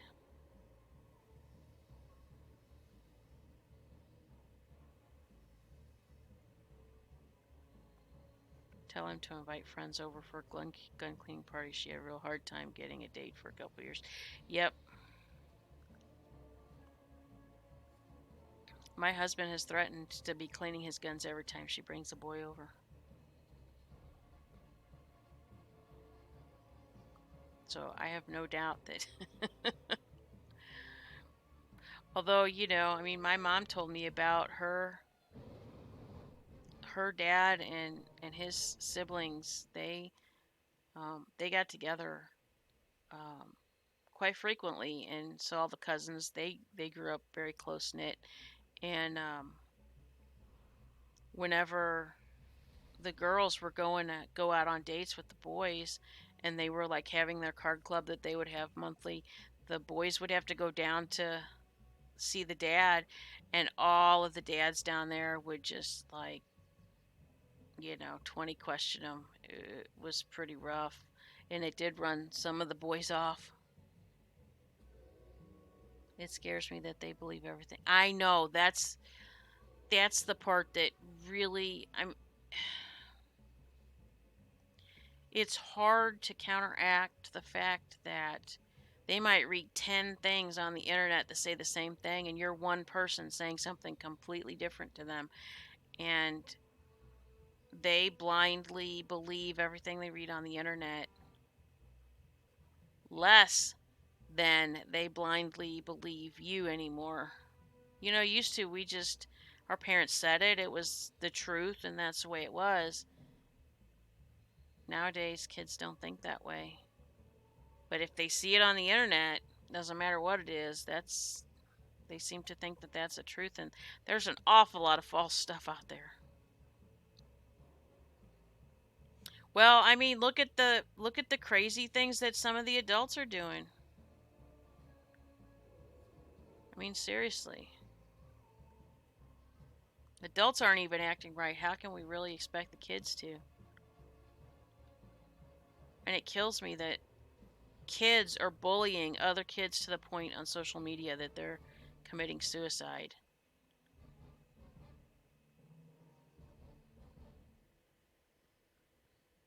There were two families on our street that had girls, I'm sure you can imagine, where all the boys hung out. LOL, my poor Poppy. My stepdaughter read on Facebook she could make a cheese toastie in the toaster. S. Uh oh. She set the whole thing on fire. I think you you must have hit enter too quickly. I do that all the time. She set the whole thing on fire. Yep.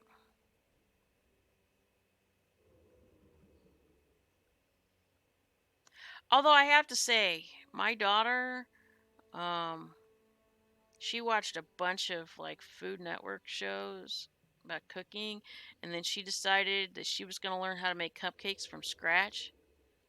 I have never made cupcakes from scratch. I have only ever made cupcakes from, mix. And she did. She watched some YouTube videos, looked at some Pinterest stuff, found a recipe she wanted, and she made it. She made the icing from scratch. So I mean, obviously there are good things that could come out of it, but my goodness, there's also some really bad things that end up coming out of it.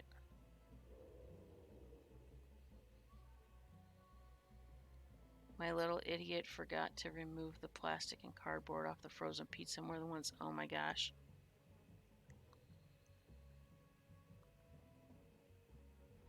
You know what though? I mean, honestly, I could actually understand that this day and age only because look at how many things are like, grab it, take it out of the box, and it has plastic on it and stuff, and you're putting it in the microwave, nuking it for a few minutes, and then eating it. So I can certainly understand how, that could happen. So used to microwaving, some of them don't know how to use any of the other Yeah, what do you want? uh, cooking options.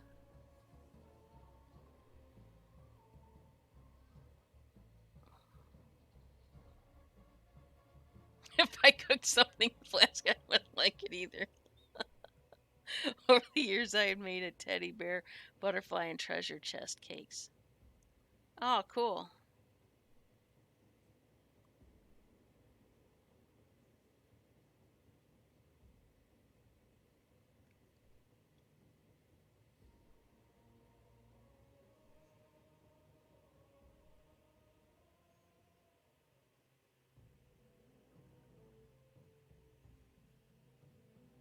So, do any of you guys have big plans for this weekend besides staying up tonight?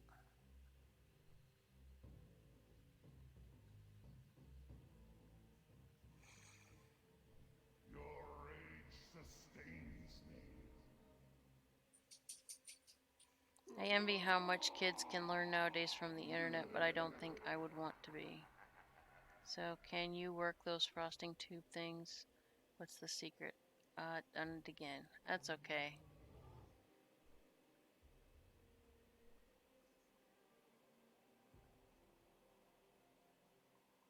And knickknack there. Let's see. Let's see if I can kind of point at it. I don't know. It's way up there. The time is on my screen actually.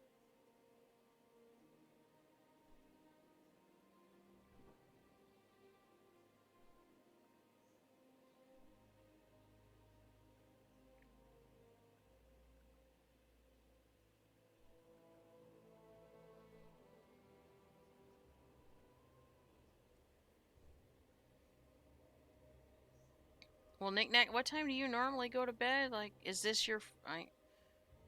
Well, I guess it's your Saturday morning. I copied Google. Use icing and lollies for decoration.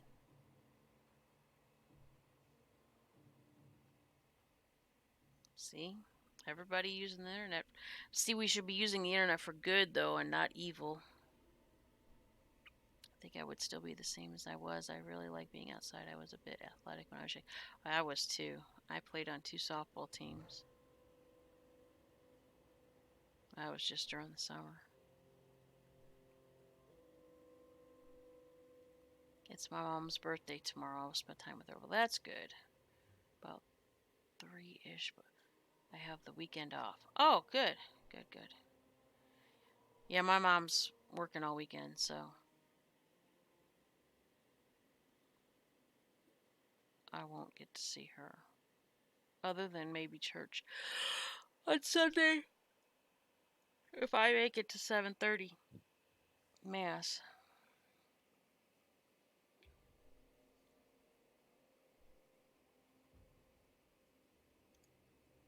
So, wonder why I thought that might be something bad. I just make a mess with those things. I learned how to make soap online, but I can't figure out the piping part. I only subscribe to YouTube channels that are fun and not negative.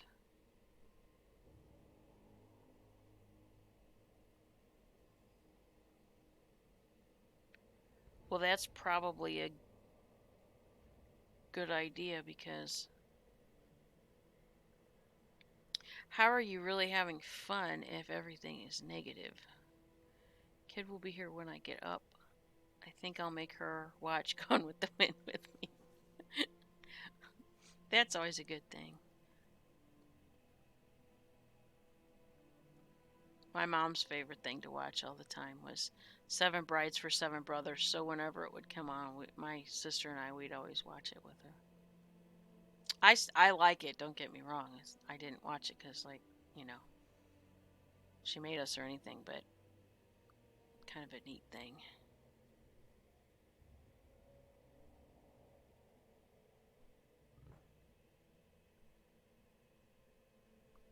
Yes, I'm hoping that this is kind of a chill weekend for me. There's a tote behind me that I have to go through that was stuff that came out of this desk because this desk that I'm at right now is one of those old metal desks and it was green and green was not going to match this room, so my husband was nice enough to paint it black for me, and uh, but everything had to be taken out of it, so I have to go through that. And I think there's also some paperwork in there that I want to scan. Well, that's probably not a bad idea. I got a notification from one of those news things on YouTube, news sites that we've watched trials on. Psychologists studying dynamic of social media, comma, mental illness. Yeah, that's probably a good idea.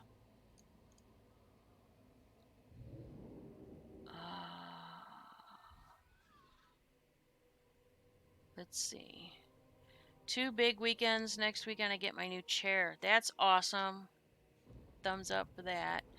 Um, I don't understand channels that have lots of subscribers and just groan and moan. Um, Evie, I think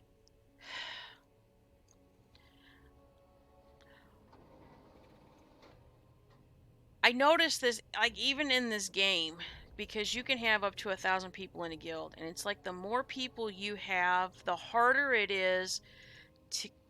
It's kind of like keeping control of a room. Like you're a teacher in a classroom and keeping control of a room of 5-year-olds. If you only have 10 5-year-olds in that room, it's a lot easier to keep control than if you have 100 5-year-olds. So the bigger channels, I think, um, the people who are running them are not prepared a lot of times, and it it it's stressful and overwhelming. And I think a lot of um, people judge their channel based on their subscriber numbers. And honestly, there's times that YouTube take away some of your subscriber numbers. So I don't really know why people, to me, should not be fretting over those numbers. They should be paying attention to the people that are active in their channel. Um, because to me, if you're actually trying to have a channel for the right reason, you're trying to build a community of people with common interests and goals, maybe. If you're a channel that's planning on some kind of activism or um, trying to change things for the good in the world.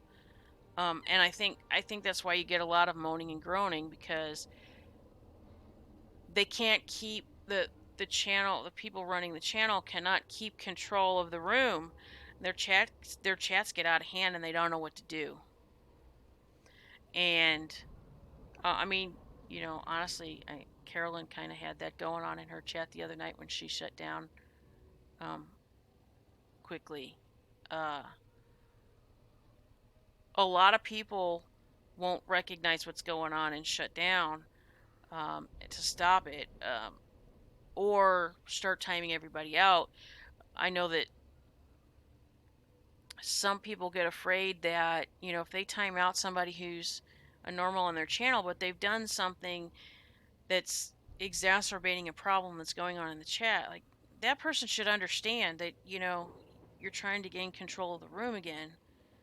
Um, but I think that's why you get a lot of moaning and groaning on the bigger channels. I watch all those. Still, TMC is running the musicals this month. Oh, are they? I might have to take a look at that. It's bank holiday here this weekend. See, ours is next weekend, a week from Monday. Do you have them? Do I have what? Or the ones who yell at their subscribers and call them names. Why would you stick around for that kind of thing? Right. So, I have to say I did a lot of research before I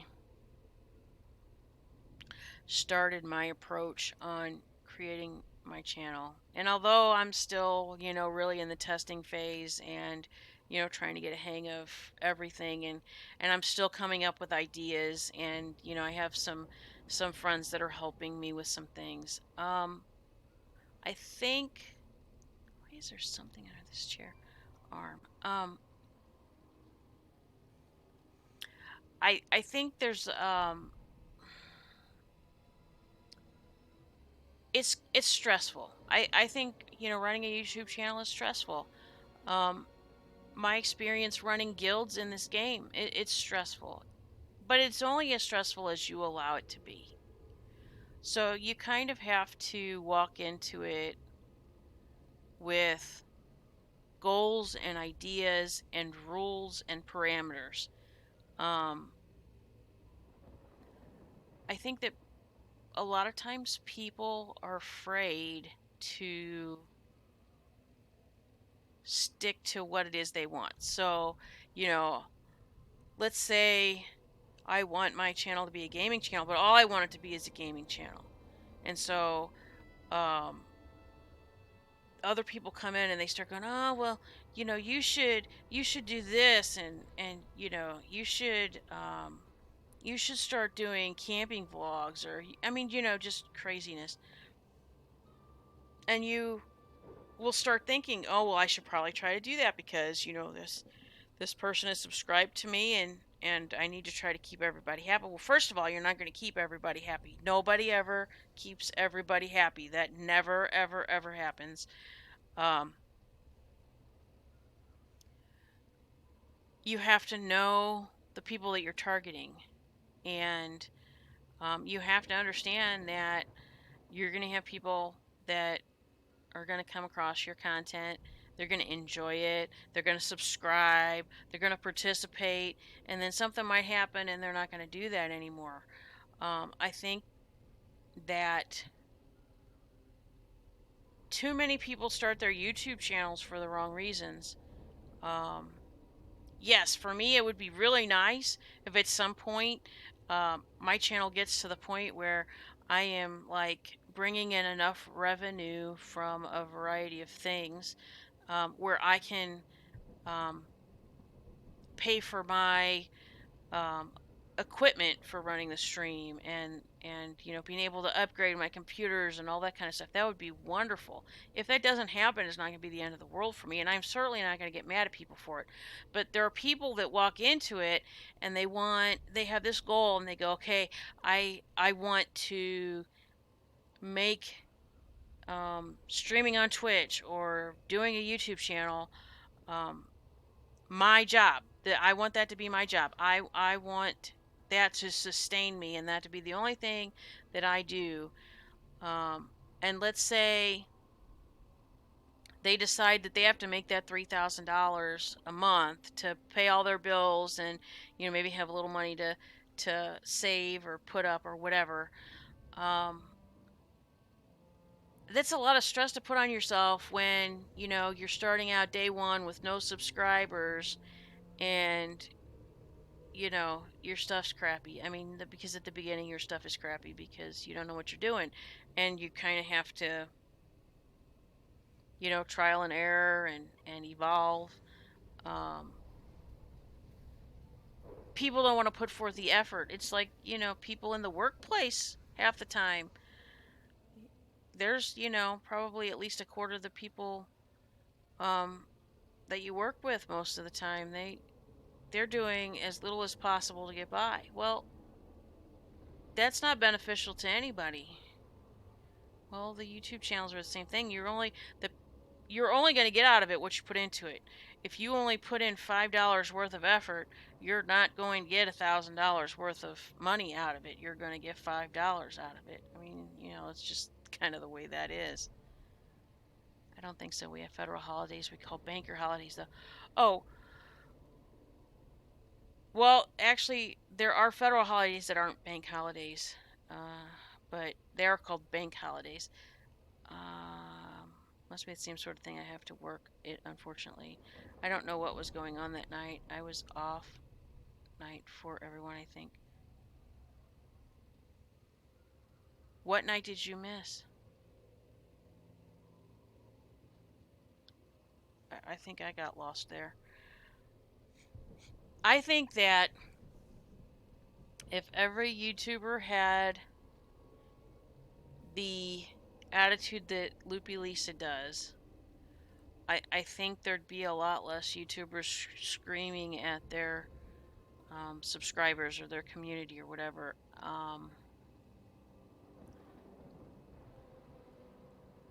My whole outlook in it is so gaming is my hobby, and it's been my hobby for a really long time. Playing this game has been my hobby for a really long time.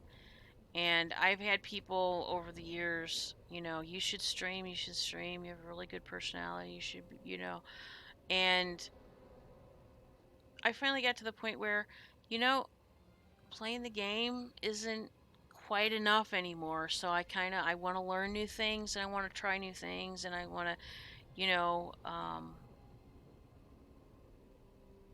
interact with different people and so to me it's a hobby.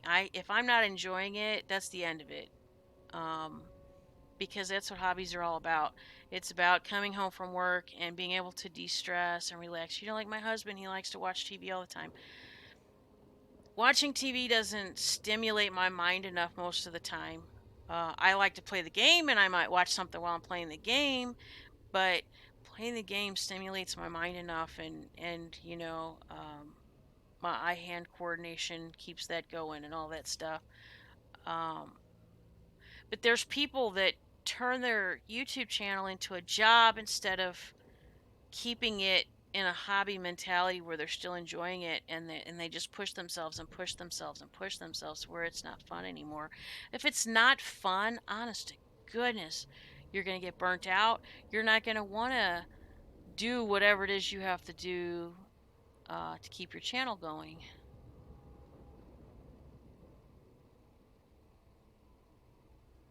I'm not a gamer, but I enjoyed being here watching and chatting.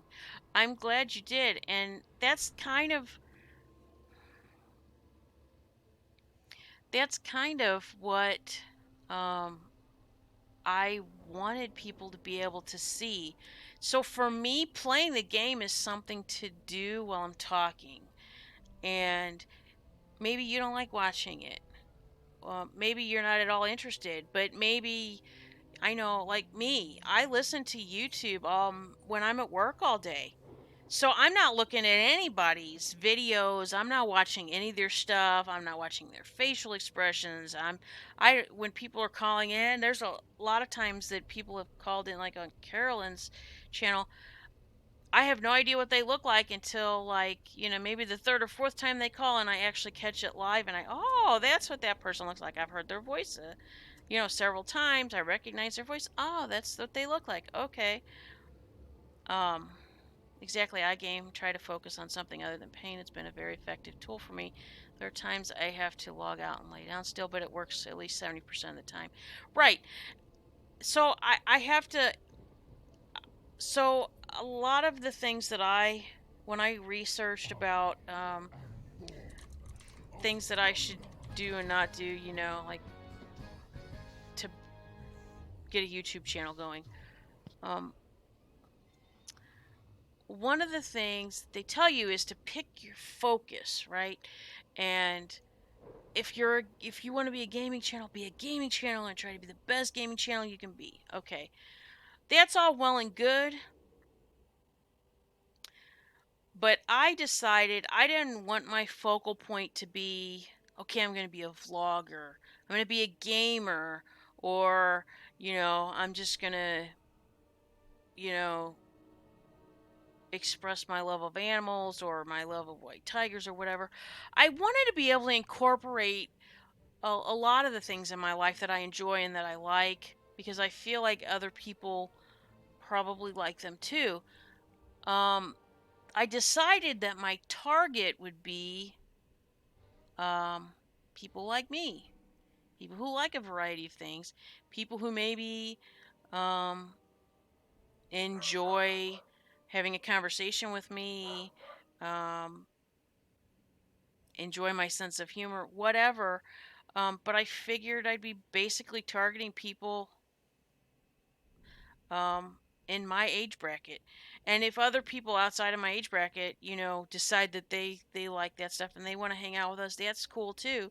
Um, but I kind of feel like that's I'm in this stage of my life. These are the things I like, and I'm gonna throw it out there. And if a few people like it, that's great. And if a lot of people like it, that's great. Um, as long as I'm having fun doing it, and to me, like I'm learning new things, uh, that's kind of okay with me. Chelsea has gone to a party. She has all the fun while I wash her clothes. It's kind of how kids are.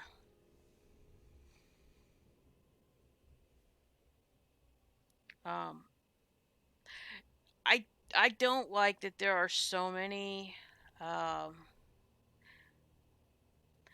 and I've watched a lot of YouTubers and there's so many so there's you have different groups of them um, that you have some that are all about the money. So they're um, they're doing everything they can and a lot of these videos that I watched about, how to grow your YouTube channel and how to do this and how to do that with your channel.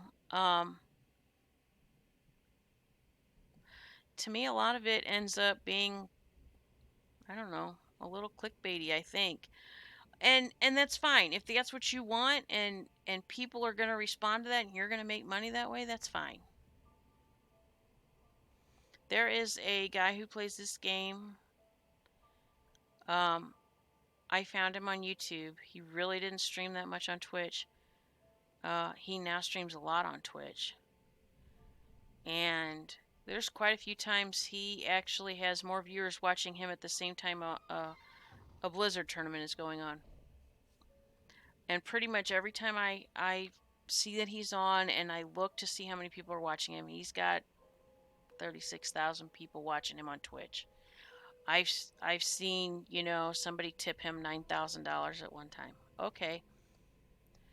He is also very vile and hateful and unkind to the people that, like, he has these little contests and stuff in the game, transmog contests and stuff, and he literally just spews unkind, hateful things at these people, and they take it, and they will continually participate in these things to get a tongue lashing from him, and then they'll give him money.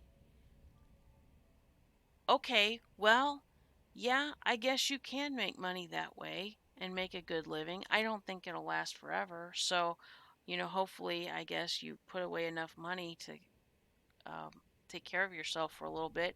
But is that really uh, what you want people to think of you? I mean, I think that's terrible.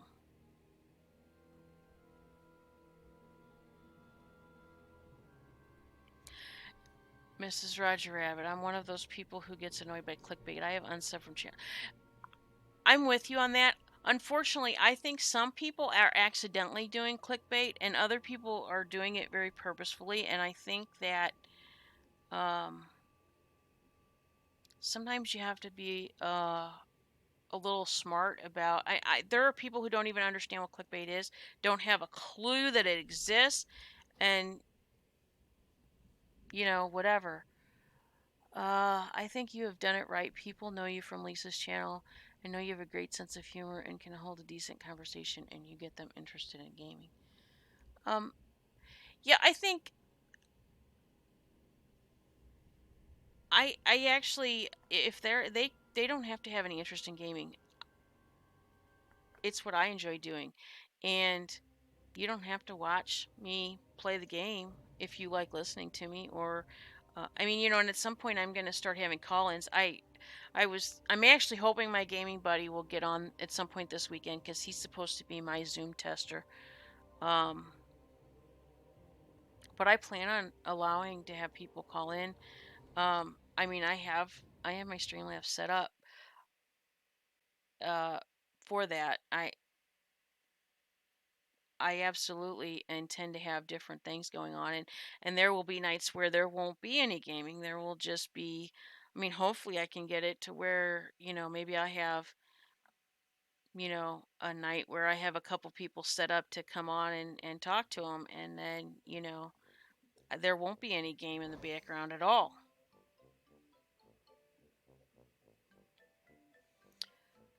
Nope, I can't stand that side of WoW. There are really some ugly people in the game. Yeah, you probably even know who I'm talking about.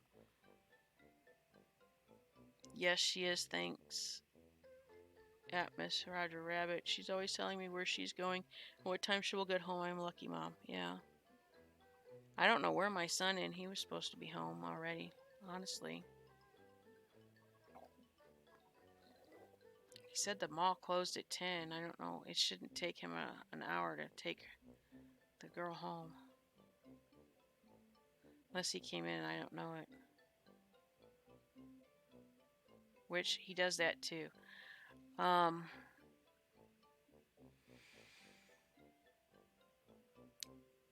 like the video show clickbait photo and that is not click. Right.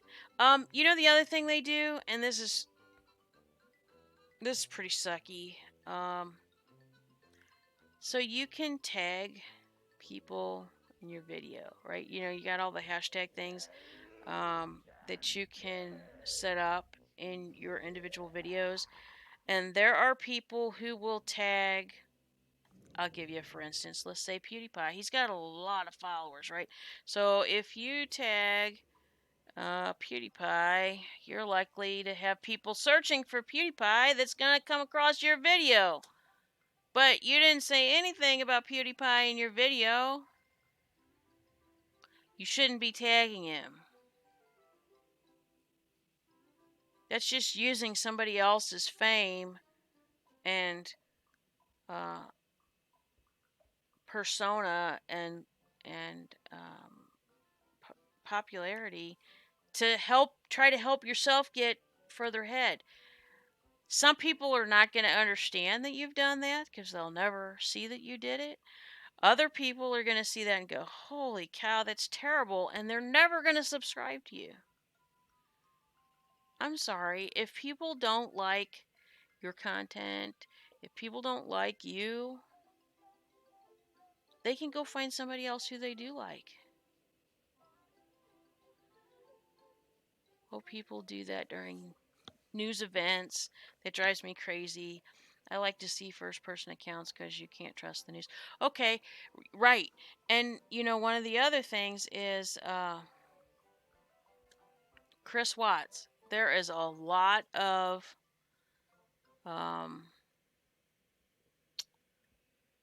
true crime channels that you'll see videos now have nothing to do with Chris Watts, but that tag is still in the video. Okay, well, you're going to have people having some conniptions about that because they're going to think that that's clickbaity because there's nothing about that going on in the conversation.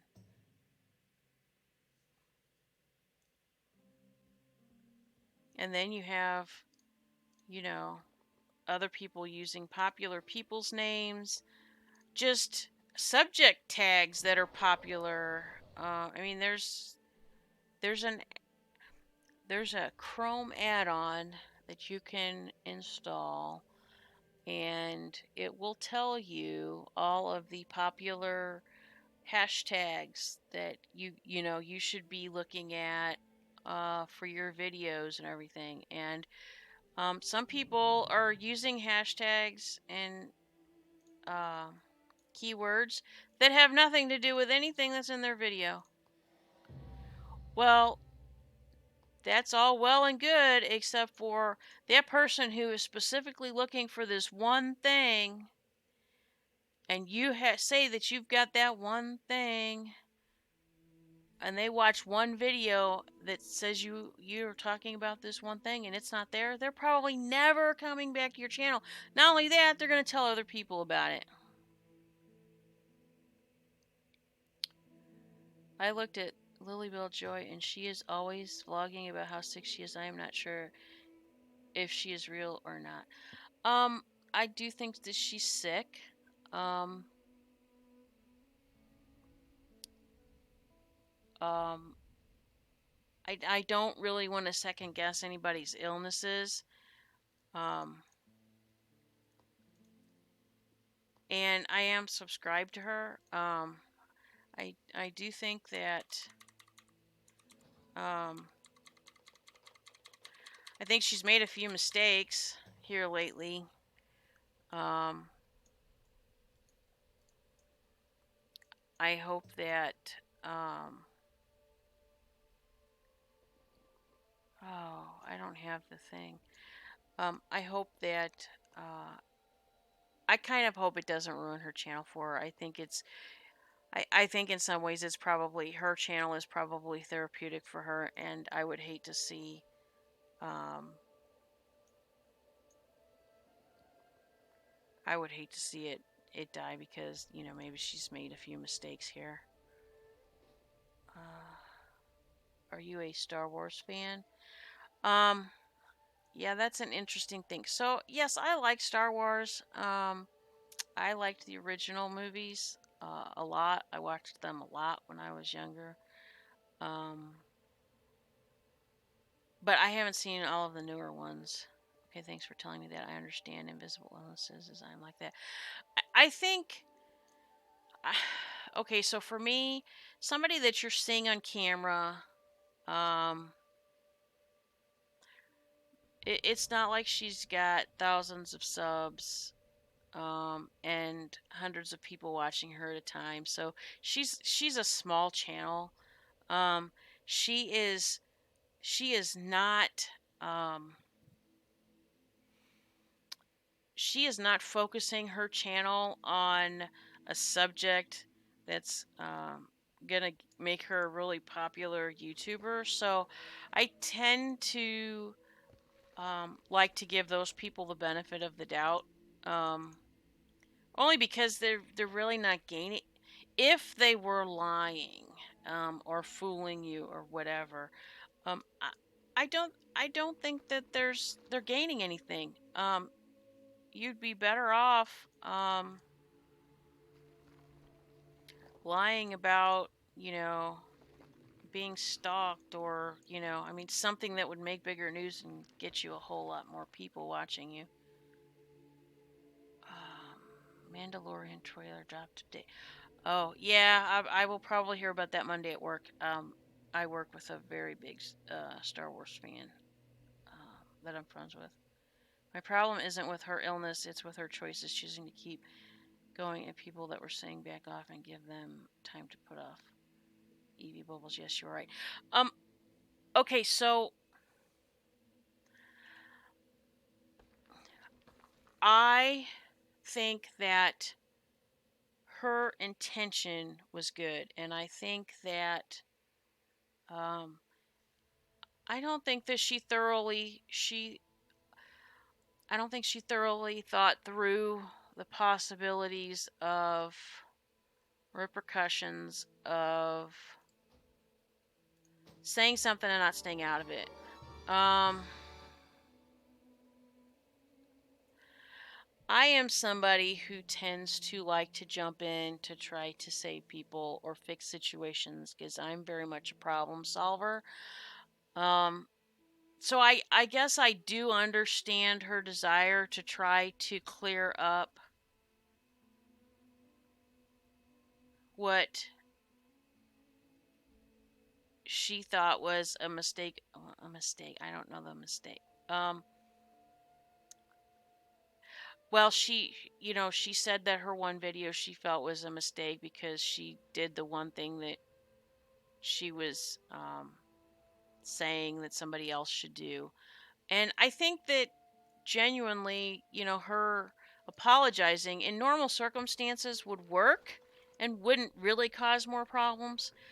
But normal circumstances would be in the real world, face to face with people at work or wherever you socialize with them. Um, I think it's hard for people to understand that the internet is a whole different world, and the people on the internet they're almost like a whole different breed of people because so many people um, do not act like themselves on the internet. They are more egotistical and brazen and mean and horrible and harsh, and usually it's all to make themselves feel better. But um, and there's a whole lot of people that don't understand that people are like that. My daughter would be one of those people that don't understand that people are just really that bad sometimes. And um, I feel like that she would have been better off if she'd have had a conversation, if she felt like she needed to, with both people before she ever made a video. But um, unfortunately, she did what she did, and you know, she's going to have to figure out how to deal with those consequences, I suppose. Why do people pretend to be ill? That makes absolutely no sense to me. What do they really have to gain? Because people feel sorry for people who are sick. And if you're somebody who has low self esteem, no friends, um, hate yourself, you're going to look for anything that you might be able to